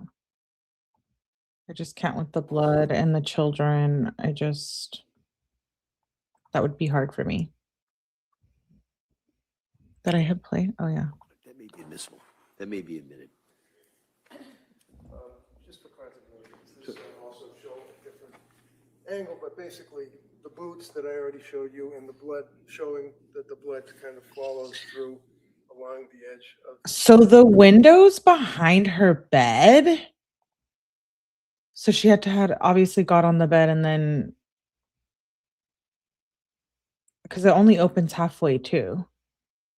Botox me up, Ellie, right? Interesting. Furniture and then up to the wall. Correct.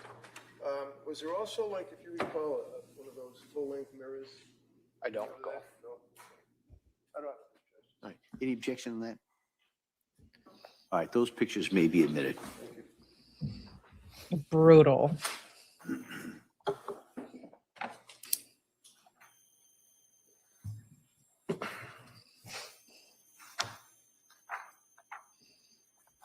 So you had nothing to do. Hold on a second, counsel. Sorry. Just gonna mark these.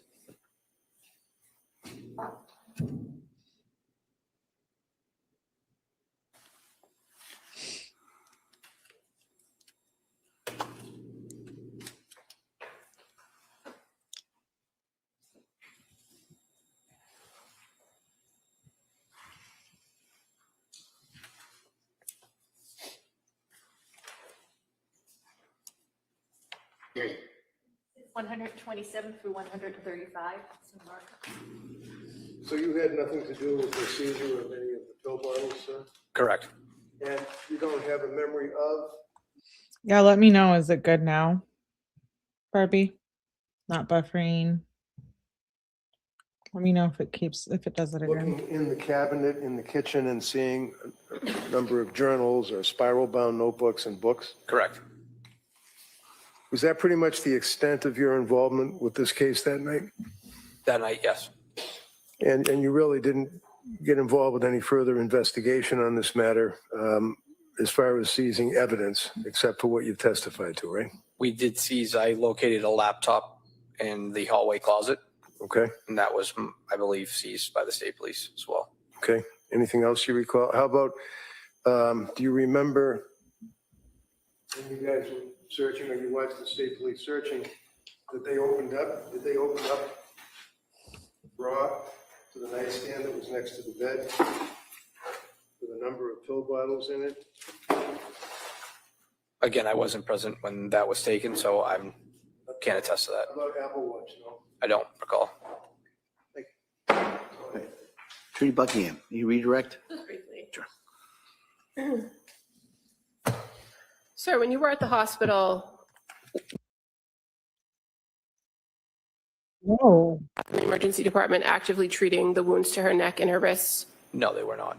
And when you came back to the home at 47 Summer Street to secure the scene and wait for crime scene services, nobody went into the house that didn't need to be there before crime scene services, correct? Correct. In your experience, is that normal? Yes. And so were you present when any of the photographs that were shown to you by defense counsel were taken? I don't believe so. Okay. So your testimony today about those photos is your best memory of what the scene looked like at that That's time? correct. Yes. And as far as your role in the search warrant execution, fair to say there were quite a number of state police, Duxbury officers, as well as crime scene troopers on scene in the house during that. And each person, did they have their own kind of role in what they were doing? Correct. And did you kind of stay to your area? Yes. And you indicated that you only found a laptop in the first floor closet, correct? Correct. And so any of the other manners in which the rooms were searched, you were not a part of? Correct. Thank you. Nothing further. You didn't have to stay to your area as a detective in the Duxbury Police Department, did you? Correct. So you were able to go and assist with the search and go into the different rooms and look for potential evidence, right? That's correct. And do you remember approximately how many Duxbury police officers were in or about the house, either outside, on the porch, on the deck, in the house, downstairs, upstairs? I don't. Would it be more than 10? No, I wouldn't say more than 10. How about state police? You remember how many there were of them? No. So all told, when you consider that, the sheriff's department wasn't there too, were they, if you recall? No, Okay. they were Sometimes not. they send them to take pictures. Yeah. I don't know if they, okay. Would you agree that there were probably more than 10 officers from state police and Duxbury police that would be doing this investigation? Correct. All right. A number of police cruisers, and then you have perhaps, just asking, the yellow tape, Yes. crime scene, don't pass it and all of that? Correct. Now, if I was, for example, to show up and pull up in my car and get out, and they're not going to let me wander in the house and look around, are they? Correct. I mean, that's just for law enforcement officers only until they clear the scene. Correct. That's after they execute their search warrants and find whatever evidence is relevant, in their opinion, Correct. that they seize, right? Yes. Once the scene is clear, then people are able to go back into the home, right? Right. And you don't know, I would imagine, when they cleared the scene. Correct. Thank you. That's all we have. Anything on that? Nothing further. All right, thank you, sir. Thank you, Your Sit Honor. down. Thank you.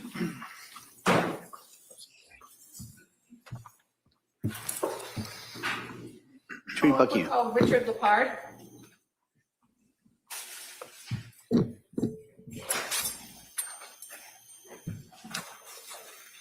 How many witnesses do they have?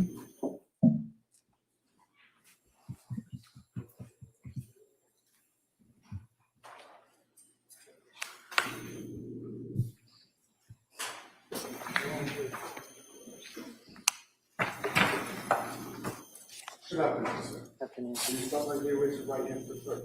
Good afternoon. This is Ms. Ferrer. I'm testifying in the evidence you should take.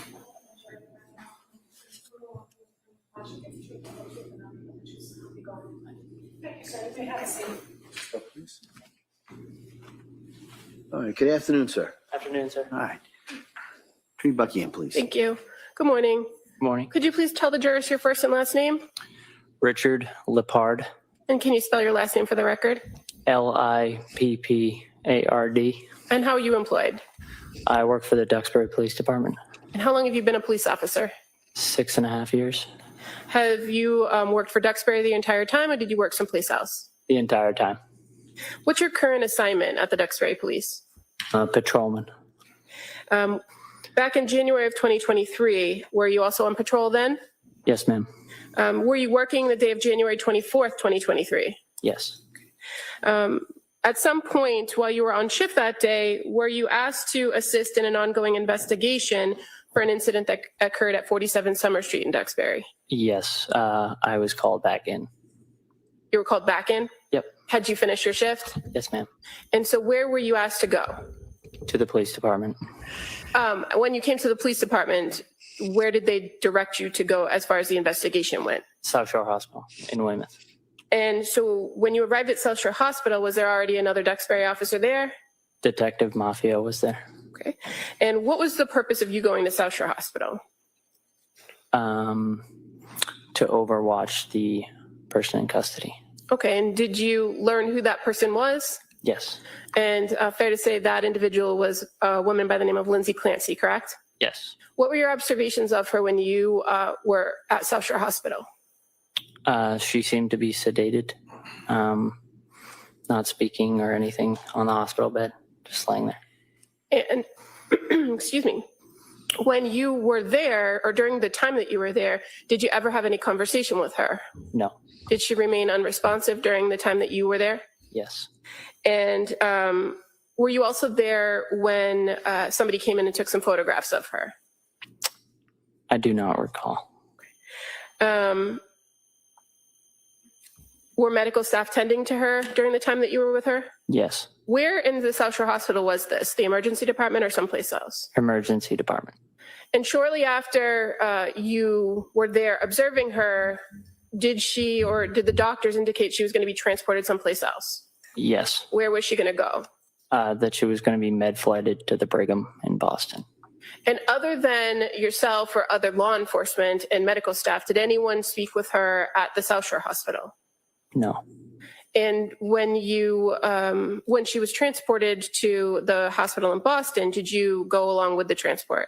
Yes. Do you remember how she was transported? It was a med flight helicopter. So you rode in the helicopter with her? Yes. And when you arrived at the Brigham in Boston, where did she go there? She went to the emergency room. Did you remain with her during that time period? Correct. And was there anyone else with you at the Brigham with her? Officer Broderick. And so the two of you were, what was your role? Just to overwatch and stay with her. At any point when you were with her at the Brigham, did she ever, was she ever awake or responsive? No, not to my knowledge. Thank you, Barbie. I know. That's so nice. I appreciate and adore you. I be on here being loyal. Yeah, we loyal hoes over here. Selena said Barbie was representing Melly in another live last night. She was like, Melly is my girl. It was great. Is it because they were talking about Kenzie? Is that what it was? I can almost bet on it.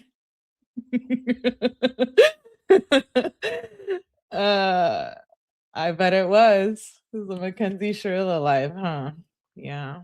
Yeah. That's what I thought. Funny. Thank you. I appreciate you. And how long were you at the Brigham with her? Sure About 15 to was. 16 hours. Okay, so fair to say it was over the course of that night into the next morning? Yes, ma'am. Over the course of the night into the next morning, do you observe her medical status change? There was some type of medical code during the nighttime. I'm not sure what it was. Okay, but you were present in the room when that happened? Yes, we were outside the room. Outside? Yep. And the next morning, when your shift concluded, did somebody else from the Duxbury Police Department come and relieve you? Yes. During the time that you were there, did anyone besides medical staff or the law enforcement officers that you were with interact with the defendant? No. Thank you. Nothing further.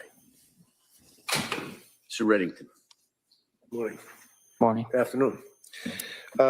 So, a young man working for the town of Duxbury, and you were detailed to the home initially, correct? No, sir. You didn't go to the house at all? No, sir. Okay, you went directly to South Shore. Correct. And when you were at South Shore, your purpose was to, as you say, overwatch. Well, that basically is she was in custody at that point, right? Correct. So one of your obligations is to, I guess, guard the unconscious person and make sure to do what? Just to stand there? Correct. Okay. And you did in the South Shore Hospital, right? Yes, sir. And you made your observations of her, bandaged or whatever, laying in the bed, and she was not conscious, correct? Correct. And at some point, the decision was made medically that they were going to have her med flighted to the Boston Hospital, Brigham and Women's, right? Correct. And that was by way of the helicopter. Yes, sir. You had a helicopter ride into Boston with her, right? Yes, sir. You were overwatching her in the helicopter again, right?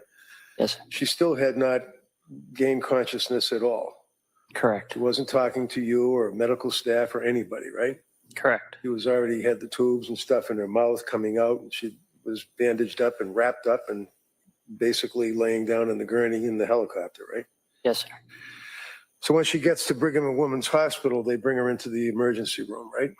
Yes. And that room was loaded with equipment, boxes, wires, tubes, buzzing, beeps, lights, things of that nature, right? Yes. Life-saving equipment that was in there, right? Yes. Very small room, wasn't it? Yes. Kind of hard to maneuver. There was enough space for the medical staff to maneuver. All right. And how many police officers were overwatching the unconscious person while she was in the emergency room at Brigham and Women? 2. That would be you and the other officer from Duxbury. Yes, sir. At what point did the state police officers arrive in the hospital? I don't recall them coming to the hospital. Did you ever see state police in the hospital? Possibly at South Shore Hospital, but not in Boston. So you're in Brigham and Women's off of the helicopter into the emergency room for a day. Is that correct? Correct. 16 hours. Did you go back there again after that day? To South Shore Hospital? No, Brigham and Women's Hospital. No. So you're limited to the time that you were there as to you and your brother officer were there in the room with her, correct? Yes. And a number of nurses and doctors, right? Yes. Fair to say it was chaos. It was like bedlam in that room, wasn't it? Yes, very busy. And you don't remember any other police officers? How about internal police officers from Brigham and Women's Hospital? Do you recall them being there? There may have been security, but I do not recall. So is it your testimony that you do not recall any other police being in that room or outside the room when you were there? Correct. Now, at some point, police were detailed, if you know, to sit outside the room to guard the door. Is that correct? Yes. And what were you guarding against? Objection. No. Anybody coming to visit? Right, because nobody was allowed to visit, right? Correct. And then while you were there in the early morning hours, about 2:24 or something like that, there was, as you said to the jury, a code, right? Yes. And again, that kind of amped up the bedlam at that point, didn't it? Yes, sir. There were people running from all over, and you could hear on the microphone, code blue, with the room being identified, right? Yes. And that meant that she was dead or dying, right? Yes. She was chained to the hospital bed too, wasn't she? I do not recall her being handcuffed. You don't? No, sir. Okay. Do you recall when you left? The Brigham, sir? Yes. The next morning around 10, from what I remember. Okay. And you were relieved by who? Officer Daly from the Duxbury Police Department and Officer Johnson from the Duxbury Police Department. All right. So you've got 2 Duxbury police officers.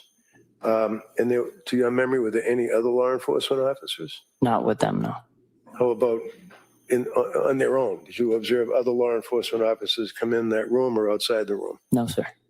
So she wasn't allowed to have visitors because why? At this point, they're looking at her like an inmate or like she committed the crime. Well, yeah, we know she did it, but I heard she was handcuffed, so maybe she wasn't. Oh, thank you, Selena. I appreciate you guys. Yeah, I got some tea. We gotta talk about that Kenzie stuff going around. I don't get it either. And that was the end of your shift and you left. Yes, sir. Okay, thank you, sir. All right. Counsel, anything further? No, thank you. All right, thank you, sir. You sit down. Thank you. So she wasn't handcuffed. Okay. I thought I Calls Dr. Mark Henowitz.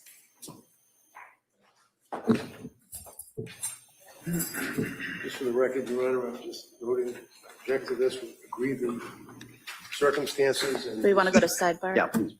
Would you? Barbie's like, I'll join members too. That's awesome. That's sad that she wasn't allowed to see her family because she's in there like dying and shit, and they're bringing her back to life. And she just had this psychosis episode. Very sad. Very sad. I'm sorry. Thank you, Your Honor.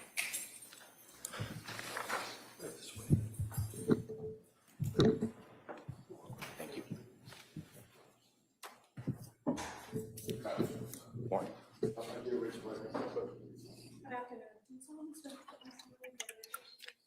Wow, we're almost done with day 4. 2 short days. Is this another police officer? All right, good Thank afternoon, you, Doctor. Crystal. I Am love I? that. Yes, please. Thank you. Good afternoon. Could you please state and spell your name for the record? I appreciate y'all that ride with me and our members and support, even through all the Kenzie drama. Yeah, we ain't done with that case. I'm not done with it. Not even close. Mark Joseph Tenarowitz, MarkJosephTenerowicz. And what is your date of birth, sir? 2/28/69. What do you do for a living? I was an emergency physician. I'm currently not acting as an emergency physician. Okay. What do you currently do? I do disability review for the state of Rhode Island. And so directing your attention back to January of 2023, were you an emergency room physician at that time? Yes, I was. And where did you work? Beth Israel Deaconess Plymouth. And could you briefly describe for the jurors your educational background and the training that you underwent to qualify to be an emergency room physician? I did my undergraduate education at Trinity College. I did a 1-year post-baccalaureate pre-medical program at Bryn Mawr College. I then got my medical degree from Brown University, and I did my residency in emergency medicine at UMass Memorial in Worcester. And when you finished your education and training, did you work in emergency care after that point up until you changed positions? I worked in emergency medicine from 1997 until May of 2025. Wow. And directing your attention to January 24th, 2023, were you working in the evening hours that day? I was. And at some point in time, did you treat a child named Dawson Clancy? Yes. How did he arrive at the hospital? He arrived by fire department ambulance. And when he arrived, were you given a summary of his injuries by emergency personnel? Yes. What did you learn at that time?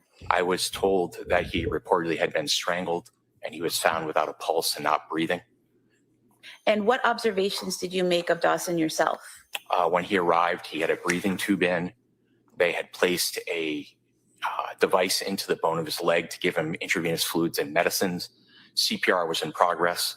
He was not breathing on his own and he had no pulse and was not responding. Oh. And did you observe any trauma to his body? I believe there were some old appearing bruises on his legs and there was some ruptured blood vessels on his face. And did you observe anything in the area of his neck? Not that I can recall. And what did you do to treat Dawson? We continued CPR. We continued to give him IV fluids. We gave him doses of adrenaline to try and restart his heart. We confirmed that the breathing tube was in the right position. We eventually gave medicines to treat the presumed acid buildup in his blood. We gave him calcium to make sure that his heart would, if it started again, would beat effectively. And that's what we did. And how did you go about making sure that the breathing apparatus was in place properly? Basically 4 ways. We detected carbon dioxide in the air coming out of his lungs, which usually just comes from the lungs. I listened and could hear breath sounds. I looked with a video laryngoscope to confirm that the tube was between the vocal cords going into the lungs, and we did an x-ray. And when you say you were hearing breath sounds, was that him breathing on his own or something else breathing for him? That it was someone breathing for him, squeezing the bag attached to the breathing tube. Okay. And so that the breath sounds you heard just confirmed that whoever was squeezing the bag valve mask, the air from that was going into the lungs and then carbon dioxide was coming out. He was not breathing spontaneously. Okay. And are you, while all of this is happening, are you continuing to assess him and his condition? Yes. And what were your assessments? So we would stop periodically every several minutes to very briefly check to see if he was breathing on his own or if he had a pulse. And he was not at any point. At one point, towards the end of the resuscitation, I used an ultrasound to determine if his heart was beating effectively, and there was no evidence of that. Okay. And based on your training and experience, at some point in time, did you make a determination that your efforts weren't going to be successful? I did, based on the time from when resuscitative efforts started in the field by the paramedics and the time that we put in, and the fact that despite the best resuscitative efforts we could, the fluids, the medicines, the CPR, breathing for him, it did not look like his heart would ever start again. Approximately how long did you and your team work on Dawson? Oh my I God. believe we worked on Dawson about 40 minutes in addition to what the paramedics had done previously. At any point in time, did you try to use a defibrillator? I did not. And why is that? He was unfortunately never in a heart rhythm that would have made defibrillation an effective treatment. So your heart has to be in a certain condition for a defibrillator to even work? Yes, there are two heart rhythms, basically equivalent of the heart, that if you use a defibrillator, you can restore a rhythm that makes the heart beat effectively. He was never in one of those rhythms. And at some point in time, did you declare Dawson deceased? Yes. Okay. And do you recall when that was? I believe from my review of the records recently, it was at 1928. In 1928, would that be 7:28 p.m.? That's correct. Thank you, doctor. Mr. Reddington. Good afternoon. You indicated that you observed what appeared to be older bruises to his legs, his lower Yes. legs, that, like shin area? That area? Yes. And you also had an interosseous device, I think, is that what you said? Yes, he did. And that would require inserting a needle or something into the actual shin bone area? Yes, into the tibia. Thank you, sir. That's all I have. All right. Anything further? No, Your Honor. All right, thank you, doctor. Thank you.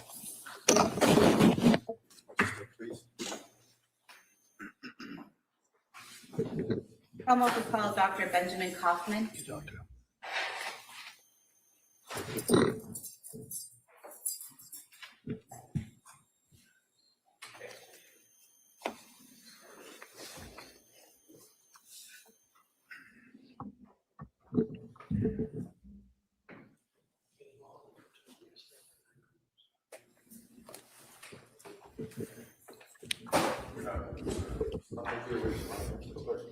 afternoon. Do you solemnly swear that the testimony you give that you should give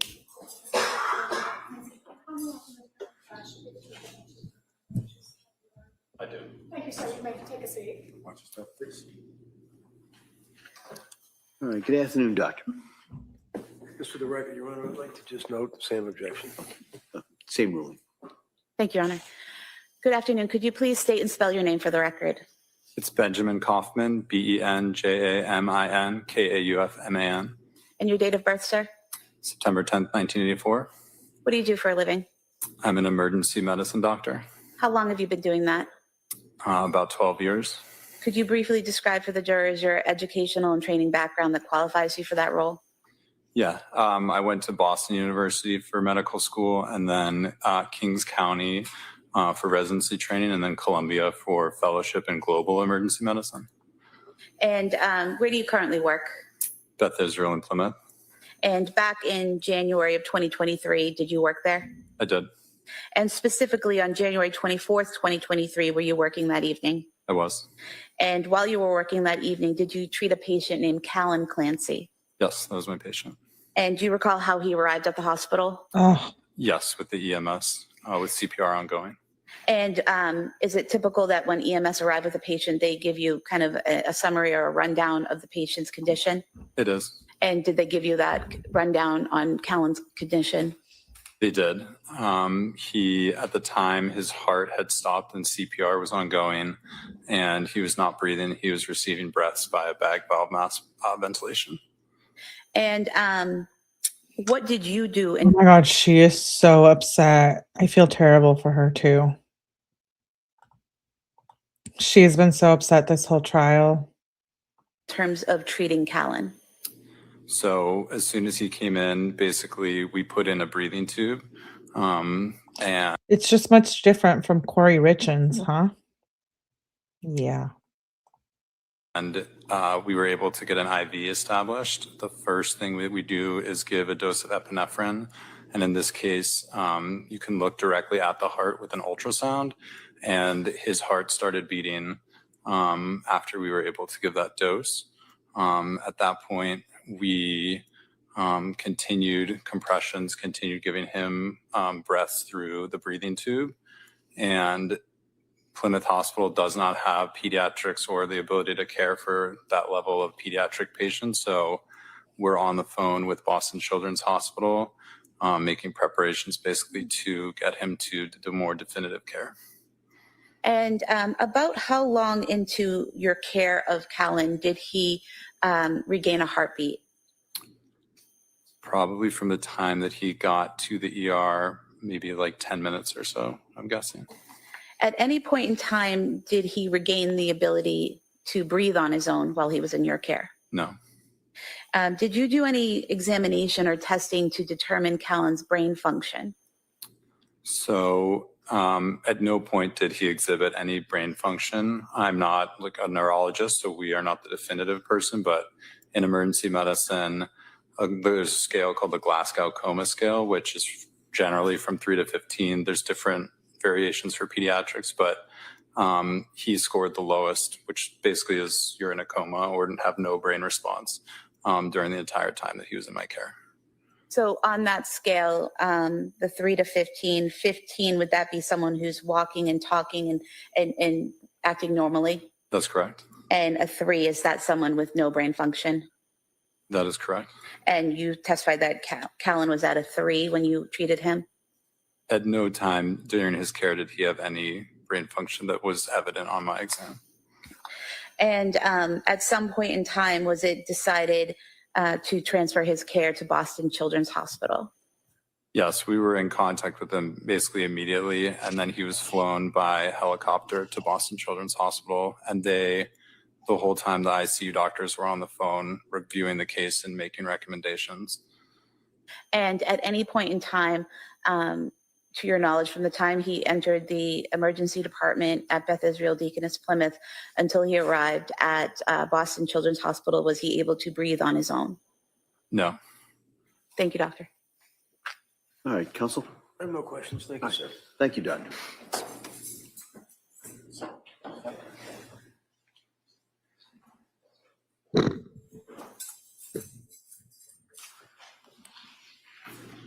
Attorney Buckingham. Your Honor, the Commonwealth would call Melissa Arcadipane.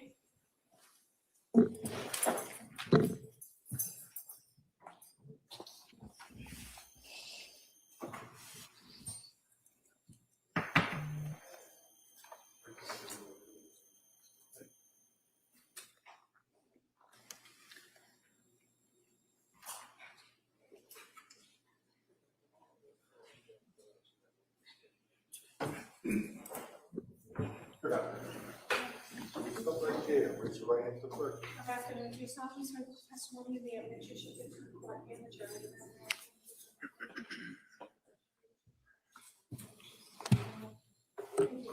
Good to see you. Watch your step, please. Hi, good afternoon. Attorney Buckingham, please. Thank you. Good afternoon. Could you please tell the jurors your first and last name? Melissa Arcadipane. Can you spell your last name for the record? Arcadipane. And did you work for South Shore Hospital? Yes. And what was your role at South Shore Hospital? My last role was a supervisor of the specimen processing department in the laboratory. And do you still work in that role? No. Back in 2023, specifically January, were you in that role? Yes. And how long had you worked for, or have you worked for South Shore Hospital over the course of the years? Over 20 years. You said that you were the specimen processing supervisor? Correct. What are the general responsibilities for that role? Overseeing the department where all of the specimens from within the hospital and even outside of the hospital will come in through that department to be received, checked, make sure they have orders, make sure they're collected in the correct tube. And the laboratory at South Shore Hospital is responsible for processing blood samples, urine samples that come from other areas of the hospital, correct? Correct. So can you just generally tell us how a blood or urine sample would come from the emergency department at South Shore Hospital to the laboratory? So in most cases, blood sample or urine will come through a pneumatic tube system from the emergency room. They'll put it in a tube, hit a button, and it will come over to the lab, which was across the street. And we would take it out of that canister and process it at that point.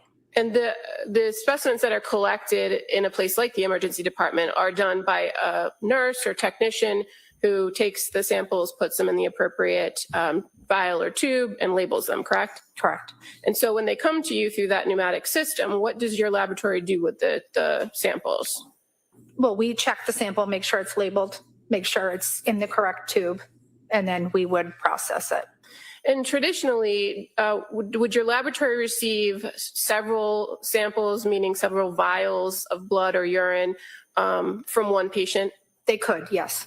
And as far as the orders for testing, you at the laboratory would only run particular tests that are ordered by a physician, correct? Correct. Does that usually consume the whole sample that you receive from the emergency department? Not always, no. And so would it be a common procedure that samples from a particular patient would be retained in case additional testing needed to be done? Yes. And working in the lab as the specimen processing supervisor, are you familiar with what is referred to as a preservation notice? I am. What do you know that to be? So that is a notice that we would receive from a law enforcement agency asking us to hold specific samples for a particular patient. And what would your laboratory do when you receive a preservation notice for a particular patient? So the samples would be pulled aside, they would be put in a specimen bag. A copy of that preservation notice gets put in the bag with the samples, and it is put in a separate bin within the specimen refrigerator. And the specimen refrigerator, is that a place that specimens are stored until they're either used or discarded? Correct. And does that preserve the specimen? Meaning well, they need to be refrigerated. So, but we separate those specimens that potentially could be needed elsewhere into a separate spot so that they don't get discarded. Now, were you aware that a preservation notice had been served on South Shore Hospital for the blood and urine of Lindsay Clancy on January 24th, 2023? I was. And were those samples of blood and urine collected? Is that maybe something they should have done with Kenzie's blood? Maybe actually he's suing everyone. Yeah. In the same manner you just described and put in a separate bin? Yes. And on January 31st, 2023, did you have the opportunity to interact with a trooper from the Massachusetts State Police? I did. And what was that interaction? Can you describe it to us? He came with a warrant to collect the specimens. And so did you collect the specimens that were labeled for Lindsay Clancy? I did. Somebody had already put them in that bin in a bag, so I just went to the bin, retrieved them, made sure they were hers, and gave them to the officer. And in fact, you handed over 6 vials of blood and 1 vial of urine to the trooper on that day, correct? I don't remember the exact samples or sample type that I handed over, but I do know that I gave him samples. Okay. And as far as your memory, you recall that you double checked the ID label on the items to make sure that they belong to Lindsay Clancy. Definitely. Okay. Nothing further. Thank you. Counsel? No questions, thank you. All right, thank you. Thank you.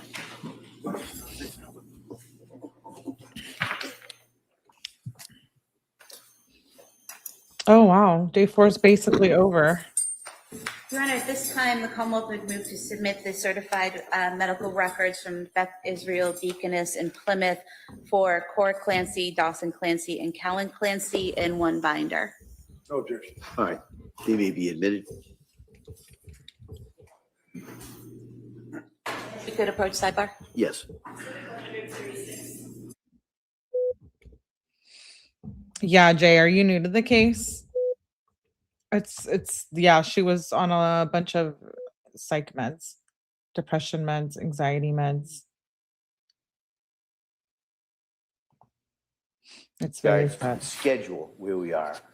We are, Wow. if not on schedule, She is so upset. Yeah, Jay, it's really sad.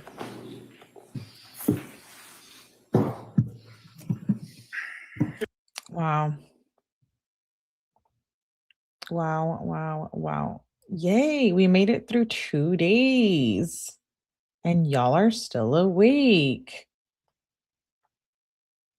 I know the case, but I'm an expert. Haven't done a deep dive, just know what Amber says about it. Yeah. Oh. Um,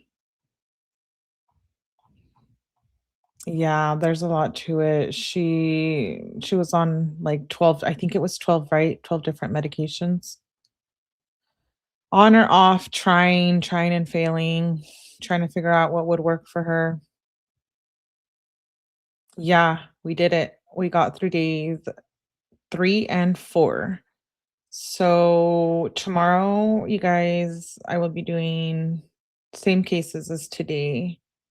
I might add a third one in there for tomorrow. I'm gonna try to do members only tomorrow too. The witness handed over vials of blood with labels and she's in court to tell us this. Yes. They should have done a preservation, whatever they called it for Kenzie too. This is how botched her case was. She had none of this even discussed. Exactly. I think 12, yes. Yeah, 12. We did it. We did it. Yay. They were short days, but I know the days after are not so short. So don't cheat. If you cheat, come back and hang out with us. I know they're on day 9 tomorrow, but we'll get caught up by this weekend. It's on my list. Yes, yes. We'll see what happens. Very good trial. Sometimes trials I can get a little bit anxious. Who's Anne? Mm, no cheating. I'll find you. Yeah, Barbie will find you and she'll come tell me. I don't know who Anne is. This is so heartbreaking, Millie, but you did an amazing job. It's very heartbreaking. Cree asked earlier.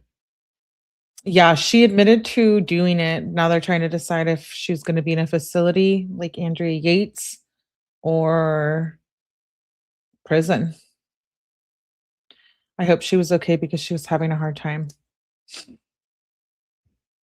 Yeah, I hope this doesn't like set her treatment back.